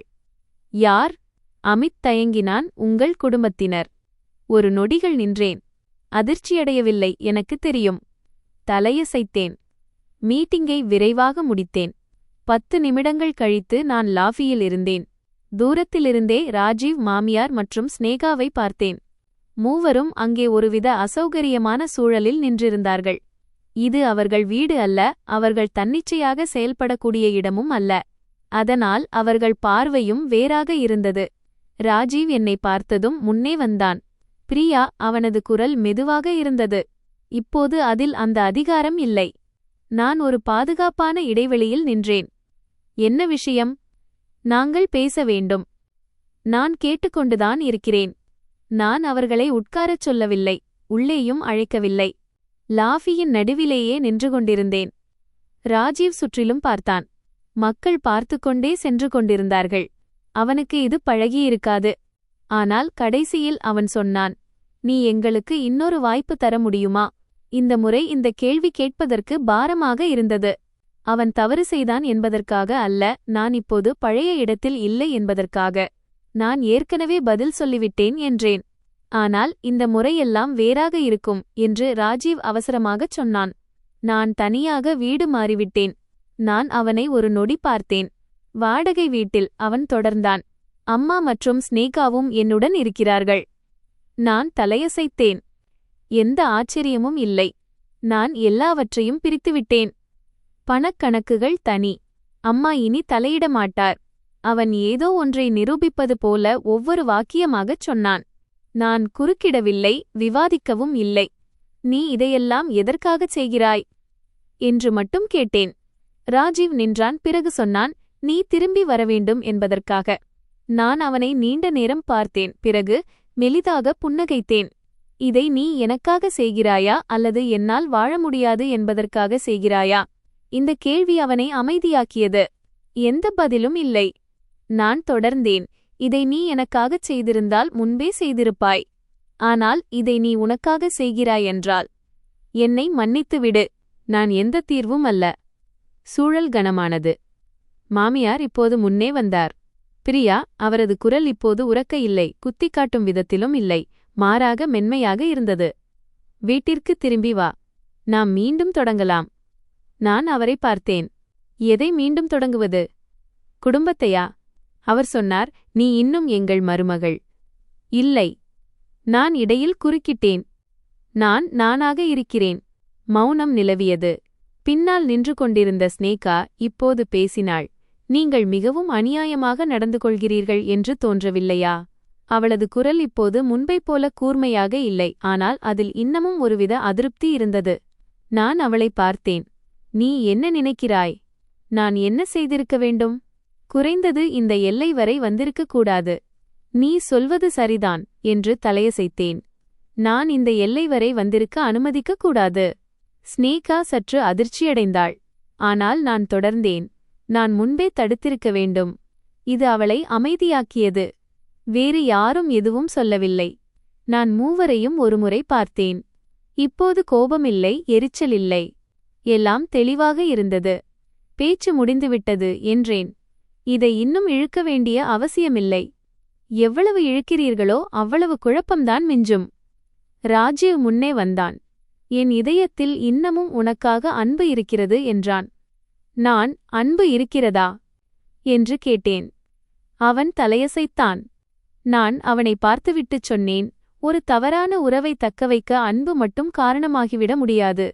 என் குரல் உரக்க இல்லை, ஆனால் மிகத் தெளிவாக இருந்தது. நீ நினைவு கூறலாம், வருத்தப்படலாம், ஆனால் திரும்பி வர முடியாது. உண்மை மாறப்போவதில்லை. ராஜீவ் ஒன்றும் சொல்லவில்லை. ஏதோ ஒன்று அவனை நிறுத்தியது போல அங்கேயே நின்றான். ஆனால் முன்னேற வழி இல்லை. நான் கடிகாரத்தை பார்த்தேன். நீங்கள் கிளம்பலாம். எனக்கு வேலை இருக்கிறது. நான் திரும்பினேன். எந்த எதிர்வினைக்காகவும் காத்திருக்கவில்லை. யாரும் தடுப்பார்கள் என்றும் எதிர்பார்க்கவில்லை. நடந்தேன். ஒவ்வொரு அடியும் லேசாக இருந்தது, ஆனால் உறுதியாக இருந்தது. பின்னாலிருந்து எந்த குரலும் வரவில்லை. யாரும் தடுக்கவில்லை. வெறும் அமைதி மட்டுமே இருந்தது. நான் லிஃப்டிற்குள் சென்றேன். கதவு மூடியது. கண்ணாடியில் என்னை பார்த்தேன். அதே முகம், ஆனால் இப்போது தயக்கமில்லை. ஒரு உறுதி மட்டுமே இருந்தது. ஃபோன் அதிர்ந்தது. விக்ரமிடமிருந்து ஒரு மெசேஜ். இப்போது எல்லாம் உங்களுக்கு புரிந்திருக்கும் என்று நினைக்கிறேன். நான் பார்த்தேன். உடனே பதிலளிக்கவில்லை. சிறிது நேரம் கழித்து நன்றி என்று மட்டும் அனுப்பினேன். அதற்கு மேல் சொல்ல வேண்டிய அவசியமில்லை. சில மனிதர்கள் உங்கள் வாழ்க்கையில் விஷயங்களை சரியாக காட்டுவதற்காக மட்டுமே வருகிறார்கள். எல்லாம் தெளிவாக தெரிந்த பிறகு அவர்களின் தேவை முடிந்துவிடுகிறது. லிஃப்ட் திறந்தது. நான் வெளியே வந்தேன். எதுவும் நடக்காதது போல என் வேலைக்கு திரும்பினேன். ஆனால் எல்லாம் மாறிவிட்டது என்பது எனக்கு தெரியும். வெளியே அல்ல, உள்ளே. அன்று நிறுவனத்தின் லாஃபியில் நடந்த சந்திப்பிற்கு பிறகு நான் ராஜீவை மீண்டும் ஒருபோதும் பார்க்கவில்லை. ஃபோன் அழைப்புகள் இல்லை, மெசேஜ்கள் இல்லை, சந்திக்கும் முயற்சிகள் இல்லை. எல்லாம் எவ்வளவு அமைதியாக முடிந்துவிட்டது என்றால், நானே இதையெல்லாம் கடந்து வரவில்லை என்றால் ஒன்றுமே நடக்காதது போல நானும் நினைத்திருப்பேன். ஆனால் இந்த அமைதி மறதி அல்ல, கைவிடுதல் என்று எனக்கு தெரியும். மக்கள் தங்கள் எல்லைக்கு வரும்போது அவர்களுக்கு பிடிவாதம் பிடிக்கவோ அல்லது இழுக்கவோ சக்தி இருப்பதில்லை. ராஜீவ் அந்த நிலையை அடைந்துவிட்டான் என்று நினைக்கிறேன். 1 வாரம் கடந்துவிட்டது. என் வாழ்க்கை முழுமையாக பழைய நிலைக்கு திரும்பியது. வேலை அதேதான், வாழும் முறையும் அதேதான். ஆனால் மனம் வேறாக இருந்தது. லேசாக, தெளிவாக. எனக்கு சொந்தமில்லாத விஷயங்களின் பாரம் இப்போது இல்லை. ஒரு மாலை அலுவலகத்திலிருந்து வெளியேறியபோது ஃபோன் ஒலித்தது. அடையாளம் தெரியாத எண். ஒரு நொடிகள் பார்த்தேன், பிறகு எடுத்துக்கொண்டேன். ஹலோ, பிரியாஜி பேசுகிறீர்களா? ஒரு அந்நிய பெண்ணின் குரல். ஆம், நான் ஸ்னேகாவின் தோழி ஸ்வேதா பேசுகிறேன். நான் அமைதியாக இருந்தேன். எந்த கேள்வியும் கேட்கவில்லை, காத்து கொண்டிருந்தேன். திடீரென ஃபோன் செய்ததற்கு மன்னிக்கவும். ஆனால் இந்த விஷயம் உங்களுக்கு தெரிய வேண்டும் என்று நினைத்தேன். நான் பார்க்கிங்கில் நின்றேன், காருக்குள் ஏறவில்லை. என்ன விஷயம்? இது ஸ்னேகாவின் விவாகரத்திற்கு முன்பே நடந்த விஷயம். நான் ஒன்றும் சொல்லவில்லை, கேட்டுக்கொண்டே இருந்தேன். நீங்கள் கேள்விப்பட்டிருக்கலாம், ஆனால் உங்களுக்கு தெரியாத ஒரு விஷயம் இருக்கிறது. அவளது குரல் மென்மையாகியது. ஸ்னேகா துரோகம் மட்டும் செய்யவில்லை, கடனும் வாங்கியிருந்தாள். நான் ஒரு நொடி நின்றேன். எவ்வளவு? துல்லியமாகத் தெரியவில்லை, ஆனால் பல லட்சங்கள் கடன் இருக்கிறது என்று தெரியும். யாரிடம்? நண்பர்களிடம் மற்றும் வெளியாட்களிடமும். நான் மௌனமாக இருந்தேன். ஒரு சிறிய அமைதி. ஆனால் அது பழைய விஷயங்களை இணைக்க போதுமானதாக இருந்தது. ஸ்னேகாவின் விவாகரப்பு, பணத்தட்டுப்பாடு, என் வீட்டிற்கு வந்து பாவம் போல நடித்தது, பாதுகாப்பு தேடியது என அனைத்தும் தற்செயலாகத் தெரியவில்லை. நீங்கள் அங்கேதானே இருக்கிறீர்கள்? சுவேதா கேட்டாள். ஆம். இதை என்னிடம் ஏன் சொல்கிறாய் என்று கேட்டேன். இது எனக்கு சரியாக தெரியவில்லை என்றாள். ஸ்னேகா இப்போதும் கடன் வாங்கிக் கொண்டிருக்கிறாள். ஏதோ பெரிய ஆபத்து நேர்ந்து விடுமோ என்று பயமாக இருக்கிறது. நான் வேறொன்றும் சொல்லவில்லை. நன்றி என்று மட்டும் சொல்லி போனை வைத்துவிட்டேன். நான் சிறிது நேரம் அங்கேயே நின்றேன். நகரவில்லை, அதிகமாக யோசிக்கவில்லை. புதிரின் ஒரு துண்டு சரியாக பொருந்தியிருந்தது. எனக்கு ஆச்சரியமாக இல்லை, கோபமும் வரவில்லை. எல்லாம் இன்னும் தெளிவாகியது. நான் காரில் ஏறி நேராக வீட்டிற்குச் செல்லாமல் ஒரு சிறிய காஃபி கடைக்குச் சென்றேன். ஒரு மூலையில் அமர்ந்தேன். ஒரு பானத்தை ஆர்டர் செய்தேன், ஆனால் குடிக்கவில்லை, முன்னே வைத்தேன். போனைத் திறந்து விக்ரமின் எண்ணை தேடினேன். சிறிது நேரம் பார்த்துவிட்டு மெசேஜ் செய்தேன். சந்திக்க முடியுமா? பதில் மிக விரைவில் வந்தது. ஆம். 15 நிமிடங்களில் பழைய இடத்தில். நான் வேறொன்றும் சொல்லவில்லை. எழுந்து கிளம்பினேன். அந்த காஃபி கடை பெரியது அல்ல, ஆனால் அமைதியானது. விக்ரம் முன்பே அமர்ந்திருந்தான். என்னை பார்த்தான். ஆச்சரியப்படவில்லை, தலையை மட்டும் அசைத்தான். நீங்கள் தொடர்பு கொள்வீர்கள் என்று எனக்குத் தெரியும். நான் அமர்ந்தேன்.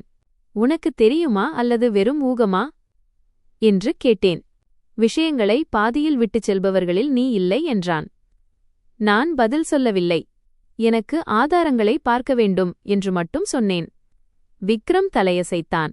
எந்த காரணமும் கேட்கவில்லை, எந்த வம்புக்கும் போகவில்லை. தன் போனை எடுத்து எனக்கு நேராக நகர்த்தினான். இதில் எல்லாம் இருக்கிறது. நான் போனை வாங்கினேன்.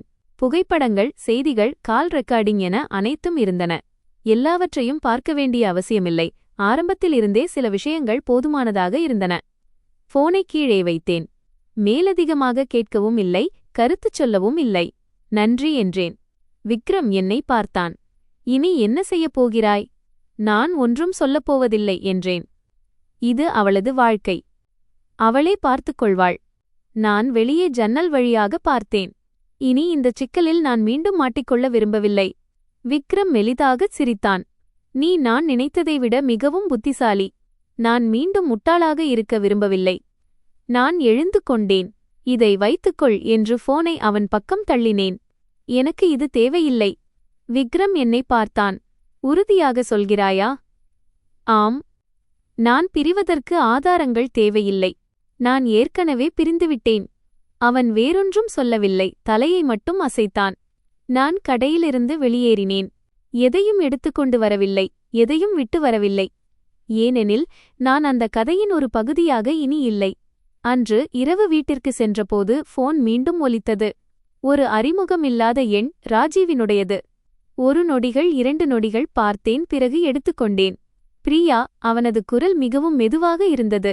நான் ஒன்று மட்டும் சொல்ல விரும்புகிறேன். நான் ஒன்றும் சொல்லவில்லை, காத்திருந்தேன்.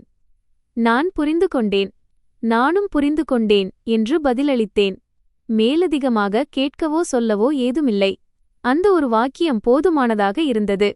மறுமுனையில் மௌனம் நிலவியது. பிறகு அவன் சொன்னான், நீ ஒரு நல்ல வாழ்க்கையை வாழ்வாய் என்று நம்புகிறேன். நீயும் என்றேன். போனை வைத்துவிட்டேன். எந்த தடையும் இல்லை, இழுபறியும் இல்லை, வருத்தமும் இல்லை. போனை வைத்துவிட்டு சோபாவில் அமர்ந்தேன். அறையைச் சுற்றிலும் பார்த்தேன். மிகுந்த அமைதி இருந்தது. ஆனால் அது வெறுமை அல்ல, ஒருவித முழுமை. நான் ஒரு மெல்லிய பெருமூச்சு விட்டேன். இந்த முறை அது உண்மையிலேயே லேசாக இருந்தது. அந்த போன் அழைப்பிற்குப் பிறகு ராஜீவ் மீண்டும் வரவே இல்லை. மெசேஜ்கள் இல்லை, அழைப்புகள் இல்லை, அலுவலகத்திற்கு கீழே காத்திருப்பு இல்லை. ஒரு திரைப்படம் முடிந்தது போல எல்லாம் மிக தெளிவாக முடிந்து போயிருந்தது. எந்த காட்சியும் பாதியில் இல்லை, எந்த வசனமும் விடுபடவில்லை. ஒரு கருப்புத் திரை மற்றும் ஒரு ஆழ்ந்த அமைதி முடிந்துவிட்டது என்பதை உணர்த்தும் அமைதி. அதன் பிறகு வந்த நாட்களில் நான் மறக்க முயற்சிக்கவில்லை, நினைவு கூறவும் முயற்சிக்கவில்லை. அந்த திருமணத்தில் காலடி வைப்பதற்கு முன்பு நான் எப்படி வாழ்ந்தேனோ அப்படியே வாழ்ந்தேன். சரியான நேரத்திற்கு வேலைக்குச் செல்வது, சரியான நேரத்திற்கு வீடு திரும்புவது, நானே சமைப்பது, நானே சுத்தம் செய்வது, ஒவ்வொரு முடிவையும் நானே எடுப்பது. யாரிடமும் கேட்க வேண்டியதில்லை, யாருக்காகவும் காத்திருக்க வேண்டியதில்லை, யாராவது வருத்தப்படுவார்களா என்று யோசிக்க வேண்டிய அவசியமும் இல்லை. சில மாலைகளில் நான் ஜன்னல் அருகே தனியாக அமர்ந்திருப்பேன். கீழே சாலையில் கார்களின் வரிசையை பார்ப்பேன். விளக்குகளின் நீண்ட கோடு போல அது தெரியும். தூரத்திலிருந்து வரும் சத்தம், எந்த ஆரவாரமும் இல்லை, யாரும் இல்லை, வெறும் வாழ்க்கையின் ஒரு மிகச் சாதாரண தாளம். அதை நான் இதற்கு முன்பு கவனித்ததே இல்லை. அப்போதுதான் எனக்கு புரிந்தது, மகிழ்ச்சி என்பது சில சமயங்களில் எதையாவது பெறுவதிலில்லை, எதையாவது விட்டுவிடுவதில் இருக்கிறது என்று. தேவைப்படாத விஷயங்களை விட்டுவிடுவது, உனக்குச் சரியாக இல்லாத மனிதர்களை விட்டுவிடுவது, எந்த பதிலும் இல்லாத எதிர்பார்ப்புகளை விட்டுவிடுவது. 1 மாதம் கழித்து நான் ராஜீவை மீண்டும் சந்தித்தேன். வேண்டுமென்று அல்ல, தற்செயலாக. அன்று வேலை விஷயமாக வெளியூர் சென்று திரும்பிக் கொண்டிருந்தேன். விமான நிலையத்திற்கு வெளியே வந்ததும் காத்திருப்பு பகுதியில் அவனை பார்த்தேன். அவன் எனக்காக காத்திருக்கவில்லை, ஏதோ ஒரு டாக்ஸிக்காக காத்திருந்தான். ஆனால் அவன் என்னை பார்த்ததும் ஒரு நொடி நின்றுவிட்டான். நானும் அங்கேயே சில அடிகள் தொலைவில் நின்றேன். அதிக நெருக்கமும் இல்லை, அதிக தொலைவும் இல்லை, ஒருவரை ஒருவர் தெளிவாக பார்த்துக்கொள்ளும் அளவிற்கு. ராஜீவ் சற்று மெலிந்திருந்தான். அதிகமாக இல்லை, ஆனால் அது தெரிந்தது. அவன் கண்களும் வேறாக இருந்தன. இப்போது அவற்றில் பதற்றமோ எரிச்சலோ இல்லை, ஒரு தேக்கம் இருந்தது. ஒரு நீண்ட பயணத்தை கடந்து வந்த ஒரு மனிதன் இறுதியில் ஏதோ ஒன்றை புரிந்து கொண்டது போன்ற ஒரு தேக்கம். பிரியா என்று அழைத்தான். நான் தலையசைத்தேன். எப்படி இருக்கிறாய்? நன்றாக இருக்கிறேன் என்று சுருக்கமாக பதிலளித்தான். பிறகு நீ என்று கேட்டான். நன்றாக இருக்கிறேன் என்றேன். நீண்ட பேச்சுக்களோ சடங்குகளோ இல்லை, வெறும் உண்மை மட்டுமே. நாங்கள் சிறிது நேரம் அமைதியாக இருந்தோம். யாரும் எதையும் கேட்கவில்லை, பழைய விஷயங்களை கிளறவும் இல்லை, ஏனெனில் அது தேவையில்லை என்பது எங்களுக்கும் தெரியும். சிறிது நேரம் கழித்து ராஜீவ் சொன்னான், நான் வேலையை மாற்றிவிட்டேன். நான் அவனை பார்த்தேன். முன்பு இருந்த அளவிற்கு சம்பளம் இல்லை, ஆனால் அதிக நிலையான வேலை. நான் தலையசைத்தேன், எந்த கருத்தும் சொல்லவில்லை. அவன் தொடர்ந்தான், அம்மா கிராமத்திற்கு திரும்பிச் சென்றுவிட்டார். ஸ்னேகாவும் சென்றுவிட்டாள். நான் எங்கே என்று கேட்கவில்லை. கேட்க வேண்டிய அவசியமும் இல்லை. சில மனிதர்கள் சென்றுவிடுவது மட்டுமே போதுமானது, அவர்கள் எங்கே போனார்கள் என்று தெரிய வேண்டிய அவசியமில்லை. நான் இப்போது தனியாக இருக்கிறேன் என்றான் ராஜீவ். அவன் குரலில் சோகமில்லை, ஒரு உண்மை மட்டுமே இருந்தது. நான் அவனை ஒரு நொடி பார்த்துவிட்டுச் சொன்னேன், அது நல்லது. அவன் மெலிதாக புன்னகைத்தான். ஒரு உண்மையான புன்னகை. ஆம், எனக்கும் அப்படிதான் தோன்றுகிறது. சூழல் இப்போது முன்பைப் போல கனமாக இல்லை. எந்த மோதலும் இல்லை. ஒரே பாதையில் பயணித்த இருவர் இப்போது தனித்தனி திசைகளில் நின்று ஒருவரை ஒருவர் பார்த்து புரிந்து கொள்ளும் நிலை. ராஜீவ் தயங்கினான். பிறகு சொன்னான், நான் மன்னிப்பு கேட்டுக்கொள்கிறேன். நான் அவனை பார்த்தேன், ஆச்சரியப்படவில்லை, ஆனால் காத்திருக்கவும் இல்லை. நீ திரும்பி வரவேண்டும் என்பதற்காக நான் மன்னிப்பு கேட்கவில்லை என்றான். இதை சொல்ல வேண்டும் என்று மட்டும் தோன்றியது. நான் தலையசைத்தேன். ஆம், நன்றி. எந்த ஆறுதலுக்காகவும் அல்ல, அவன் இதை புரிந்து கொண்டான் என்பதற்காக. அவ்வளவுதான். அதற்கு மேல் எந்த தேவையும் இல்லை. எந்த விளக்கமோ, எது சரி எது தவறு என்ற விவாதமோ தேவையில்லை. எந்த ஆய்வும் அவசியமில்லை, ஏனெனில் எது சரி எது தவறு என்பது இப்போது முக்கியமல்ல. ஒவ்வொருவரும் தத்தமது பொறுப்பை தாங்களே ஏற்றுக்கொண்டனர். ஒரு டாக்ஸி நின்றது. ராஜீவ் அதை பார்த்துவிட்டு எனது வண்டி வந்துவிட்டது என்றான். நான் தலையசைத்தேன். போய் வா. அவன் ஒரு நொடிகள் நின்றான். பிறகு நீ ஒரு நல்ல வாழ்க்கையை வாழ்வாய் என்று நம்புகிறேன் என்றான். நான் அவனை பார்த்தேன். நீயும்? எந்தச் சடங்கும் இல்லை, உண்மை மட்டுமே இருந்தது. ராஜீவ் திரும்பினான். வண்டிக்குள் ஏறினான். கதவு மூடியது. வண்டி நகர்ந்தது. அவன் பின்னோக்கி பார்க்கவில்லை, நிறுத்தவும் இல்லை. அவன் கண்ணுக்குத் தெரியாதவரை நான் அங்கேயே நின்று அவனை பார்த்து கொண்டிருந்தேன். பிறகு நான் திரும்பினேன். எதையும் இழந்த உணர்வும் இல்லை, வருத்தமும் இல்லை. ஒரு பயணம் நிறைவடைந்திருந்தது. நான் என் சூட்கேஸை இழுத்துக்கொண்டு வெளியே வந்தேன். மாலைக்காற்று மென்மையாக வீசிக்கொண்டிருந்தது. அது அந்த நகரத்தின் பழக்கமான, ஆனால் அதே சமயம் புதிய வாசனையை என்னுடன் கொண்டு வந்தது. நான் அந்த பங்களாவிலிருந்து முதன்முதலில் வெளியே வந்த நாள் சட்டென்று நினைவுக்கு வந்தது. அன்றும் இதே போன்ற காற்றுதான் வீசியது. ஆனால் அன்று என்னுடன் பல விஷயங்கள் இருந்தன, இன்று என்னுடன் எதுவுமே இல்லை. நான் இழந்ததால் அல்ல, நான் விட்டுவிட்டதால். விட்டுவிட்ட பிறகுதான் தெரிந்தது, எவை இல்லாமல் வாழ முடியாது என்று நான் நினைத்தேனோ அவை உண்மையில் எனக்கு தேவையில்லை என்று. நான் காரில் அமர்ந்தேன். முன்னால் பார்த்தேன். சாலை இன்னும் நீளமாக இருந்தது, ஆனால் மங்கலாக இல்லை. இன்ஜினை ஸ்டார்ட் செய்தேன். கார் மெதுவாக ஆனால் உறுதியாக முன்னோக்கிச் சென்றது. எந்த அவசரமும் இல்லை, எந்த தயக்கமும் இல்லை. முன்னோக்கி மட்டுமே. இந்த முறை பங்களாவில் யாரும் எனக்காக காத்திருக்கவில்லை. ஆனால் நான் தனியாக இல்லை என்பது எனக்கு தெரியும். ஏனென்றால் இப்போது நான் என்னுடன் இருக்கிறேன். அன்புள்ள நேயர்களே, நீங்கள் கதையை இதுவரை கேட்டிருந்தால் உங்கள் மனதிலும் பெயரிட முடியாத ஒரு உணர்வு இருக்கலாம். அது முழுமையான மகிழ்ச்சியும் அல்ல, வெறும் வருத்தமும் அல்ல, ஒருவிதமான தேக்கம். ஒரு பெண் தனது வாழ்க்கையின் ஒரு பெரும் கதவை தாண்டிச் செல்வதை நாம் பார்த்தது போன்ற ஒரு உணர்வு. மேலோட்டமாக பார்க்கையில் முழுமையாக தெரிந்த ஒரு திருமணம். பெரிய வீடு, பணத்திற்கு பஞ்சமில்லை. ஆனால் அதில் மிக முக்கியமான விஷயம் இல்லை. அது மரியாதை. இப்போது மரியாதை இல்லாத இடத்தில் மற்ற அனைத்தும் எவ்வளவு அழகாக இருந்தாலும் அது வெறும் நடிப்புதான். நம் கதையின் நாயகி சத்தமிட்டுச் சண்டையிடும் வழியை தேர்ந்தெடுக்கவில்லை. யாரையும் தடுக்கவோ கெஞ்சவோ முற்படவில்லை. அவள் மௌனத்தை தேர்ந்தெடுத்தாள். ஆனால் அது திட்டமிடப்பட்ட எல்லைகளுடன் கூடிய மௌனம். ஒருநாள் அனைத்தும் எல்லை மீறியபோது ஒரே அடியில் எல்லாவற்றையும் விட்டுவிட்டு வந்தாள். பலரும் கேட்கலாம், இப்படிச் செய்வது சரியானதா? இது இரக்கமற்ற செயல்தானா? ஆனால் உங்களை அவள் இடத்தில் வைத்து பாருங்கள். உங்கள் வீட்டிலேயே நீங்கள் ஒரு அந்நியராக கருதப்படும்போது, உங்கள் ஒவ்வொரு முடிவிலும் மற்றவர்களின் அழுத்தம் இருக்கும்போது, உங்களின் நல்லெண்ணம் உங்களின் கடமை என்று எடுத்துக்கொள்ளப்படும்போது, நாம் பொறுமை என்று அழைப்பது உண்மையில் நம் வலியை அதிகரிப்பது மட்டுமே. இங்கே கவனிக்க வேண்டிய விஷயம் அவள் வீட்டை விற்றது அல்ல, மாறாக தன் மதிப்பை அவள் உணர்ந்திருந்ததுதான். தான் சொல்வதுதான் சரி என்று நிரூபிக்க அவள் கத்த வேண்டிய அவசியமில்லை. அவள் செயல்பட மட்டுமே வேண்டியிருந்தது, முடிவுகளை அதன் போக்கில் மாற அனுமதிக்க வேண்டியிருந்தது. அனைவரையும் சிந்திக்க வைக்கும் விஷயம் அவள் சென்றது மட்டுமல்ல, அவள் விட்டுச் சென்ற குடும்பத்தின் அதிர்ச்சிதான். எப்போதும் மௌனமாக இருந்த ஒரு பெண் இவ்வளவு உறுதியாக இருக்க முடியும் என்று அவர்களால் நம்ப முடியவில்லை. ஆனால் உண்மை என்னவென்றால் அந்த உறுதி ஒரே நாளில் வருவதில்லை. அது ஒவ்வொரு பொறுமையிலும் சேகரிக்கப்படுகிறது, ஒவ்வொரு அவமதிப்பிலும் உருவாகிறது, உள்ளுக்குள் விழுங்கப்பட்ட ஒவ்வொரு கண்ணீரிலும் அது உருவாகிறது. ஒரு கட்டத்தில் அது பொறுமையாக இருப்பதில்லை, அது முடிவாக மாறிவிடுகிறது. இந்த வாழ்க்கையில் வெளியேறுபவர்கள் அனைவரும் தோற்றுவிடுவதில்லை. சிலர் வெளியேறுகிறார்கள், ஏனென்றால் அங்கே தங்கியிருப்பதே உண்மையான தோல்வி என்பதை அவர்கள் புரிந்து கொள்கிறார்கள். இந்த கதாபாத்திரத்தில் மிக முக்கியமான விஷயம் அவள் எவ்வளவு பணம் வைத்திருந்தாள் என்பது அல்ல, தான் எதற்கு தகுதியானவள் என்பது அவளுக்கு தெரிந்திருந்ததுதான். ஒரு பெண் தன் மதிப்பை உணரத் தொடங்கினால் அவள் வாழ விரும்பாத வாழ்க்கையை வாழ்வதற்கு யாரும் அவளை கட்டாயப்படுத்த முடியாது. மாமியார் வீட்டாரைப் பொறுத்தவரை அவர்களுக்கு வாங்க மட்டுமே தெரிந்திருந்தது, சிந்திக்கத் தெரியவில்லை. மற்றவர்களின் தியாகத்தை தங்கள் பழக்கமாக மாற்றிக்கொள்ளும் குணம் அவர்களுக்கு இருந்தது. அவள் சென்ற பிறகுதான் அவர்கள் ஒரு மருமகளை மட்டும் இழக்கவில்லை, தங்களை உண்மையாக நேசித்த ஒரு மனிதரையும் இழந்துவிட்டோம் என்பதை உணர்ந்தனர். வாழ்க்கை மிகவும் நேர்மையானது.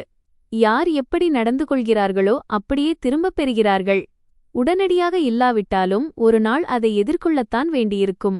நீங்கள் இந்த கதையை கேட்டுக்கொண்டிருக்கும்போது அதில் உங்களின் பிம்பத்தை பார்த்தால் உங்களை நீங்களே ஒரு கேள்வி கேட்டுக்கொள்ளுங்கள். நீங்கள் யாருக்காக வாழ்கிறீர்கள்? மற்றவர்களுக்காகவா அல்லது உங்களுக்காகவா?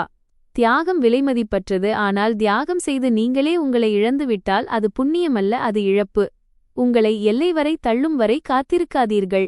எழுந்து நிற்க நீங்கள் பழக வேண்டியிருக்கும். சில நேரங்களில் சரியான நேரத்தில் எடுக்கப்படும் ஒரு முடிவு முழு வாழ்க்கையையும் மாற்றிவிடும். ஆண்களிடம் நான் ஒன்று மட்டும் சொல்ல விரும்புகிறேன். உங்களுடன் இருக்கும் பெண் நீங்கள் சொல்வதையெல்லாம் பொறுத்துக்கொள்வதற்காக வரவில்லை. மாறாக உன்னுடன் சேர்ந்து வாழ்வதற்காக அவள் உங்களை தேர்ந்தெடுத்து இருக்கிறாள். அவள் அங்கே இருக்கும் வரை உன்னுடைய உறவின் மீது அவளுக்கு நம்பிக்கை இருக்கிறது என்று அர்த்தம். அவள் சென்றுவிட்டால் அந்த நம்பிக்கை முடிந்துவிட்டது என்று அர்த்தம். இறுதியாக நான் ஒன்று மட்டும் சொல்ல விரும்புகிறேன். ஒரு வீடு பணத்தால் உருவாவதில்லை, அது அன்பினாலும் மரியாதையாலும் பிணைக்கப்பட்டிருக்கிறது. இந்த இரண்டில் ஒன்று குறைந்தாலும் அது காலப்போக்கில் இடிந்துதான் போகும். இந்த கதை உங்கள் இதயத்தை தொட்டிருந்தால் சிறிது நேரம் ஒதுக்கிச் சிந்தியுங்கள். முடிந்தால் இதை பகிர்ந்து கொள்ளுங்கள். இதன் மூலம் மற்றவர்களும் தங்கள் வாழ்க்கையை ஒருமுறை மீண்டும் சுயபரிசோதனை செய்து பார்க்கட்டும்.